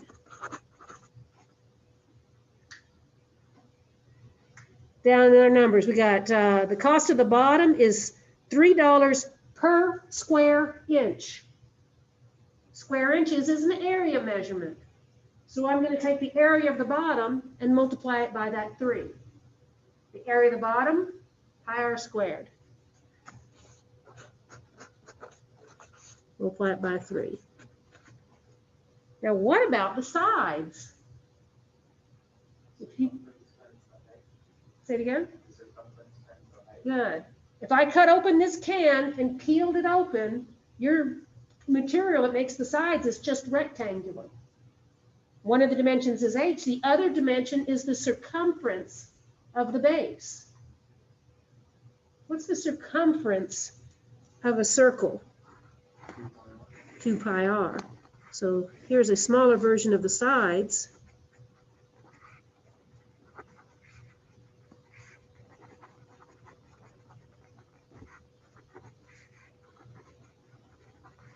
The material for the side of a can has to be a rectangle of dimensions 2 pi r times h. So I take the cost of the side. See, the cost of the side was just $1 times the area of the side. That's going to be 2 pi r h. So my objective function has the variable r and h in it. I don't want both variables in there. Let's go to the side equation and solve it for either r or h. In the side equation, h is first degree, so that's the easy one to solve for. Let's write h as 24 pi divided by pi r squared.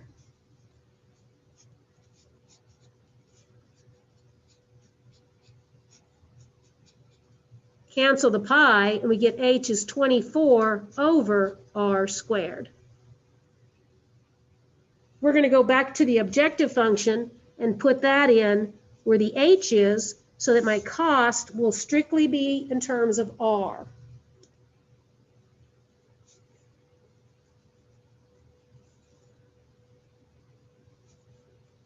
We'll have 3 pi r squared. I'm not going to write the 1 again. 2 pi r, and then 24 over r squared. There's the cost function in terms of one unknown. I think it's to our benefit to simplify that a bit before we take the derivative. I'm going to cancel one of those r's, and I'm going to multiply the 24 with the 2. So cost is equal to 3 pi r squared plus 48 pi divided by r.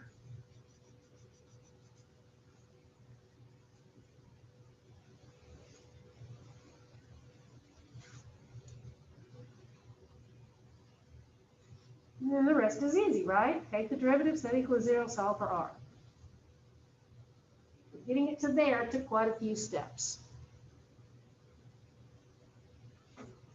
All right, the derivative of this is going to be 6 pi r minus 48 pi over r squared.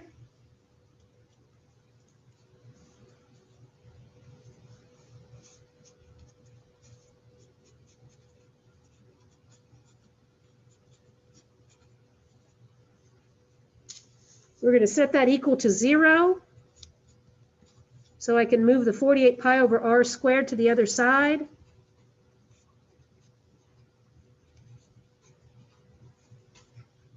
Then I'm going to cross multiply, multiply both sides by r squared. So I'll have 6 pi r cubed is 48 pi.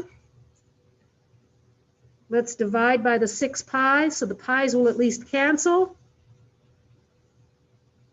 6 goes into 48. Yes, 6 times 8 is 48. 8's a perfect cube. So r is 2.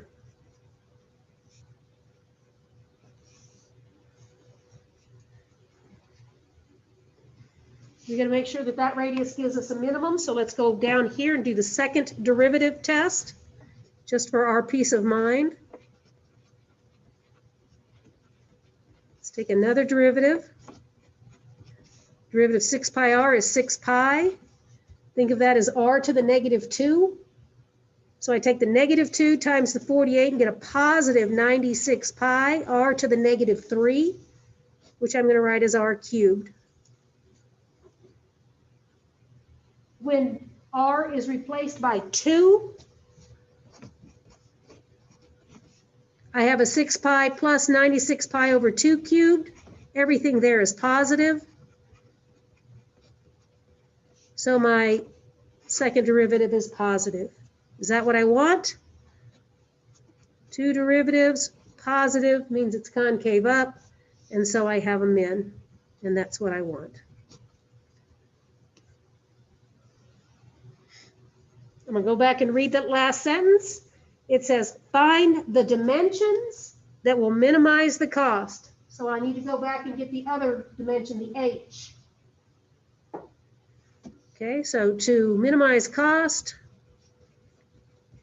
use the radius equal to 2, what were my units here? Inches. And height equal to, let's see, where did I have height? Way back up here, pull it down. Height is 24 over r squared. Height is 24 over r squared. So 24 divided by 4 is 6 inches. 2-inch radius, 6-inch height, open top, makes us the cheapest can.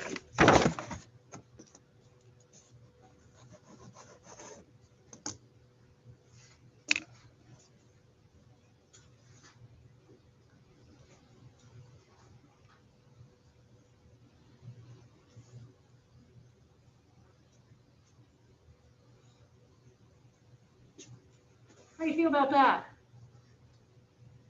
Those were typical problems that you'll see. The next one's a little bit different in that it's not a geometric type problem. It's not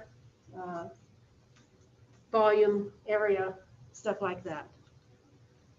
So let's read the next one.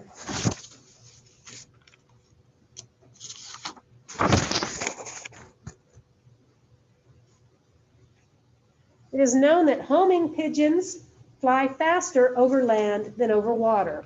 Duh, didn't you know that? Assume that they fly 10 meters per second over land, but only 8 meters per second over water. If a pigeon is located at the edge of a straight river, so I guess the pigeon is right here. Wait. 500, oh, the pigeon's here. Pigeon's here. Straight across is the 500 meters to the land. It's got to fly from here to the nest. So it could go directly over water. It could go over land, over water, then over land, or somewhere in between over water and then over land. We want to find the path that would minimize its flying time, using the assumption that it's going to land X meters away from this vertical point and get to here. So we're going to follow the arrowed path and find out what this X has to be so that flying this far over water and that far over land would minimize flying time. That's the objective that I'm going to write, minimize flying time, and then I'm going to redraw that picture and see if we can label the lengths, and somehow we have to get a function of time.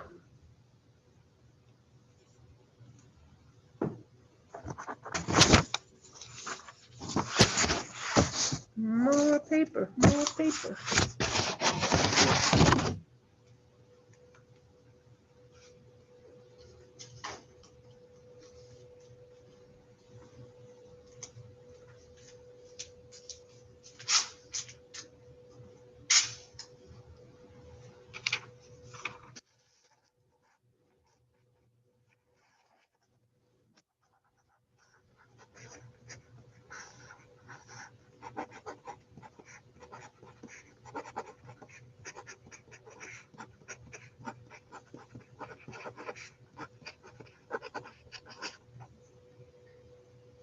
Okay, I'm going to minimize flying time, which is going to mean I'm going to find the flying time over water and add it to the flying time over land.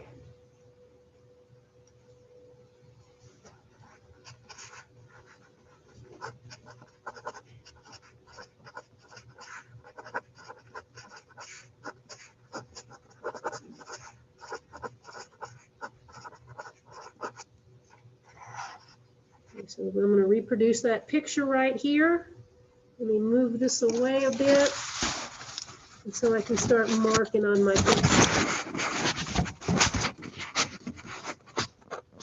Okay, so we've got our pigeon right here. We've got the 500 meters here. We've got X meters here. Then we've got the nest here. We've got 1,300 meters here. But we're not going there, we're going here.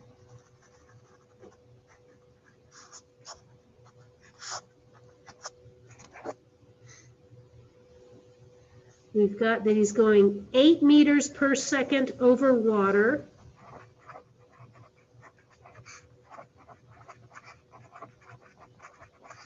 And he's going 10 meters per second over land.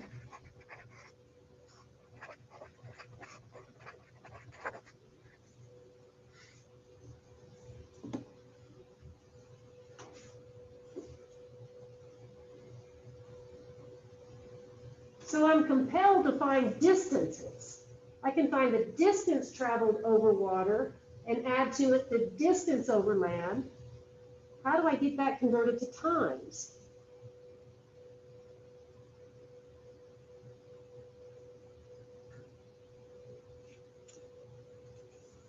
Well, just as everybody knows the homing pigeons fly faster over land than over water, everybody also knows that distance is rate times time.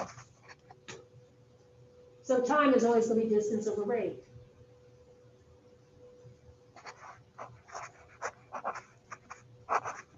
So this time over water is going to be distance over water divided by rate over water. And the time over land is distance over land divided by the rate over land. So now let's do the business with distances. Let's look first here at this. Here's the distance over water. So let me label that DW. From that little triangle, I have DW as the hypotenuse. So DW squared is equal to 500 squared plus X squared.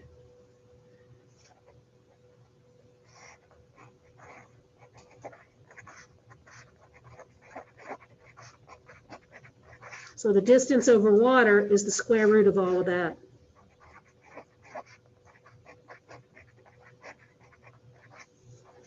So if I take the time over water, would be the distance over water divided by the 8.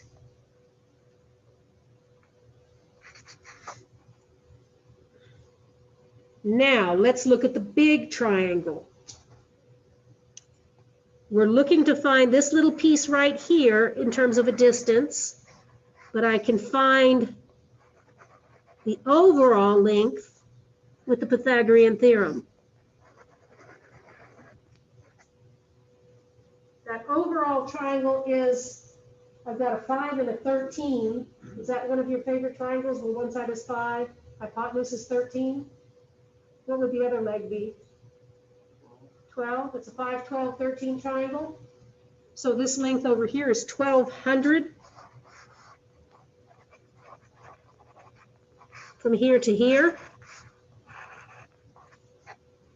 So if that's 1,200 and they land X meters in, do you agree that the distance over land is 1,200 minus X from here to here? So the distance over land divided by the rate over land will give us the time over land. So now I've got the total time is equal to the distance over water divided by the rate over water, plus the distance over land divided by the rate over land. So what we talked about was that our time is going to be this square root, 500 squared plus x squared to the 1/2 power divided by that rate. And then the other part was 1200 minus x divided by that rate. And there's our objective function, and it's in terms of one variable. So if you like it, you don't have any questions over that, then we're ready to knock out a derivative. The denominators are constants, so we don't have to do the quotient rule. We can just pull them along. We'll take the derivative of this with the power rule, and then divide that by 8. We'll take the derivative of that and then divide that by 10. Okay. So here's t prime. I get 1/2 500 squared plus x squared to the negative 1/2 times 2x divided by 8. The next term is just a negative 1 divided by 10.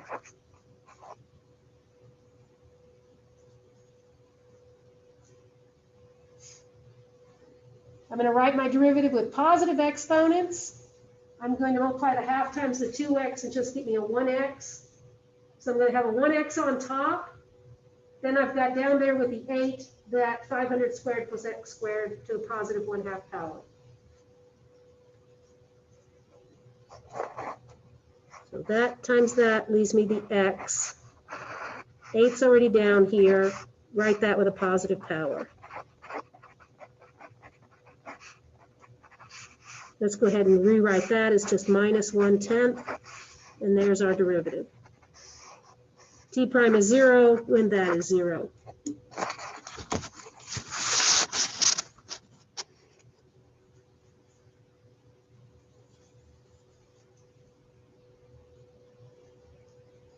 So I'm going to move the 1/10 over, we'll cross multiply, and then we'll see what we need to do from there.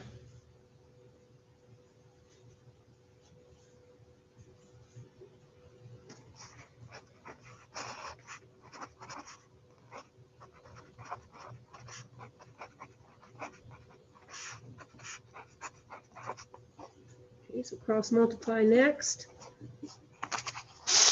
I'm going to have a 10x on the left-hand side, and then 8 times that square root on the right-hand side. Now that square root contains an x, so I've got to get rid of the square root sign, which means I'm going to have to square both sides. Don't forget to square the constants. Square that, and square that. So on the left-hand side, I'm going to have 100x squared. On the right-hand side, I have 64. And then when I square the square root, I just get the stuff inside. No more square root sign. Let's send the 64 through the parentheses. And then we'll put our x squareds together.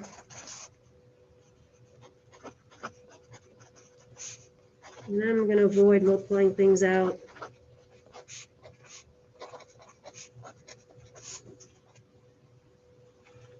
Subtract 64x squared from 100x squared, and I will get 36x squared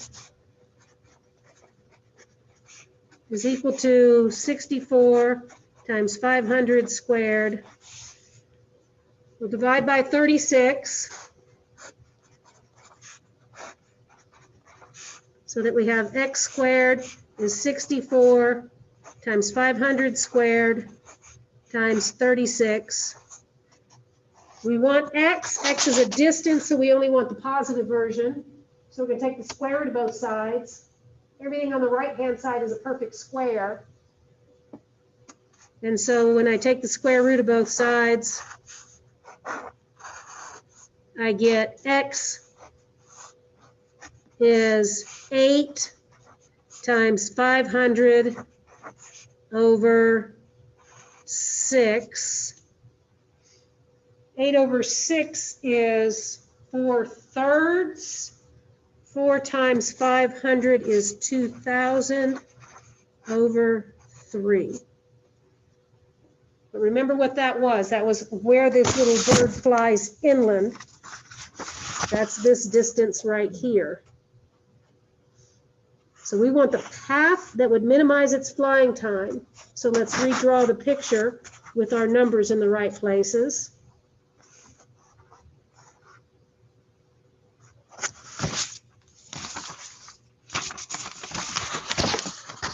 So let's see, we've got our pigeon right here. We've got the 500 meters here. We just found X, so they're going to land right here, 200 or 2,000 divided by 3 meters. Then we can figure out this. It doesn't ask us for how long that is. It just says find the path, right? What path would minimize the flying time? So go that way. If you wanted to know that distance, you can find it by that squared plus that squared is the hypotenuse squared. And then this is going to be the rest of it. And that was our 1,200 minus X. So we're going to put 1,200 minus 2,000 divided by 3 meters. And that's the path. I don't want to screw around and get this number there.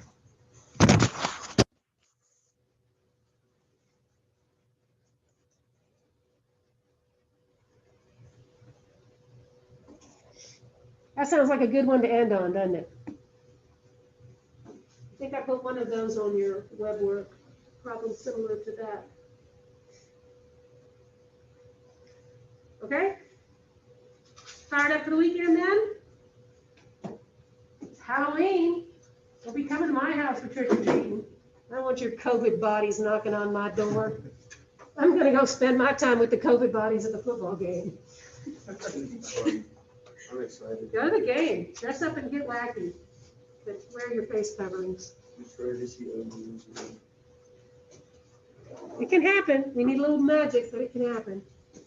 All right, have a great weekend. If you need anything, ask me anything about your test, I'm gonna stick around and download this video here. You guys at home? Everything okay? Anybody want to say anything?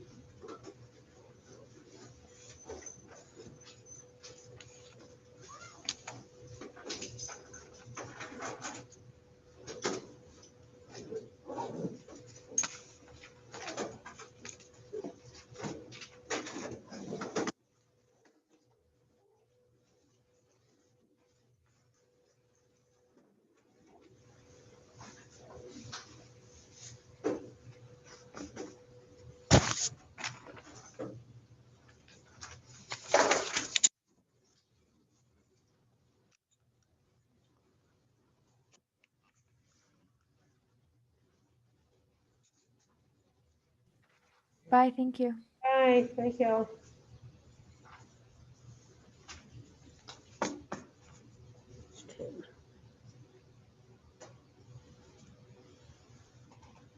Okay, folks at home, I'm cutting off the old video unless you've got a question for me. Have a nice day. Thank you.